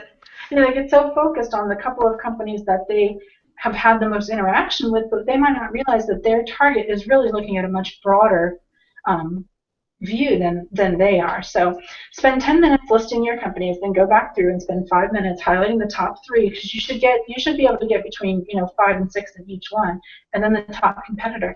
And then just go back and look at what are they doing well and what are you doing better. the things that they're doing well, copy it. Don't be afraid to go and say, this company is doing this thing really well. I'm going to implement some of that same thing in my process or in my marketing. And the areas where you're stronger than them, emphasize those areas. Don't be afraid to say, X company, X product does it this way. We do it this way, and this is better. Don't be afraid of those. So absolutely, that's the whole of this process. I know we kind of have gone quickly through the last part, but that's the whole of the discovery process that we do with clients. And how this works out, then we can take, what we do is we take this entire package and we can then give this to our designer. And we can say, here's what we've decided the goals of this project are. Here's the branding of this company. So the branding, obviously, of a company that, if we come all the way back up to the top, sorry, I'll get there. Yeah, this branding will look very different for every company based on the words that came out of this. And so we take this and we can give it to a customer, or to a designer, I'm sorry, and have them begin to create style tiles for us based on this. And I know this is not, Matt, that's not for Conductor plugin what I'm talking about. I'm speaking more now to folks who are just curious about the discovery process. But we can take this and give it to a designer and say, designer, create style tiles for us that we can bring back to our customer, and then begin from there. At the same time that they're working on the style tiles, which are just general design ideas, then we can be working on the information architecture based on this, because this begins to tell us already, here's what the person has to do, here's what they have to accomplish when they come to your site, which begins to inform the content of your site. There's so many people so many companies, they don't even stop to think about what their user goals are and their business goals and how they architect the information on their site.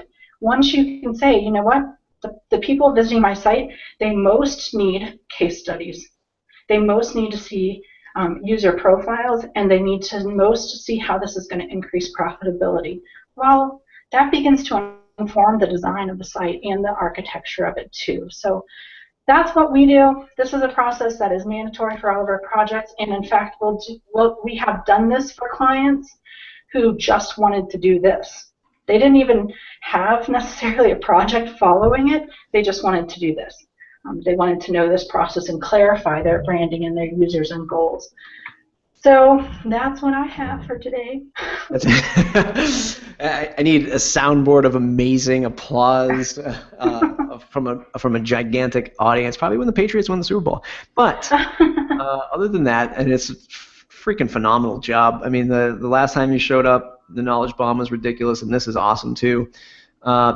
If you've made it this far, which God, I hope you have, this is probably been broken up into a few segments. It's probably what I have done as I talk to my future self. I have probably broken this up into maybe 3 or 4 parts, or condensed it in the audio. And if you're listening in the audio, I probably have the entire video session available for you in the blog post. So go and check that out.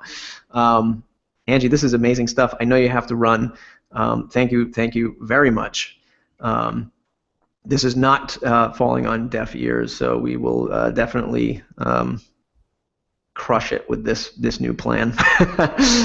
You definitely got me thinking about when and if I should launch the 4-tier pricing and what to do about that. But yeah. Well, and you know, it's like I said, it's true for you, it's true for everyone. It all comes back to your users and your users' goals. If you can help them accomplish what they want to accomplish in their life and business, then you'll nail it. You'll knock it out of the park if you start with your users instead of starting with yourself. Yeah, absolutely. All right, Angie, I appreciate it. I'll let you run. All right. We'll catch up and figure out how we're going to publish this and promote the heck out of your services. All right. Thanks, Matt. I'll talk to you later. All right. Take care.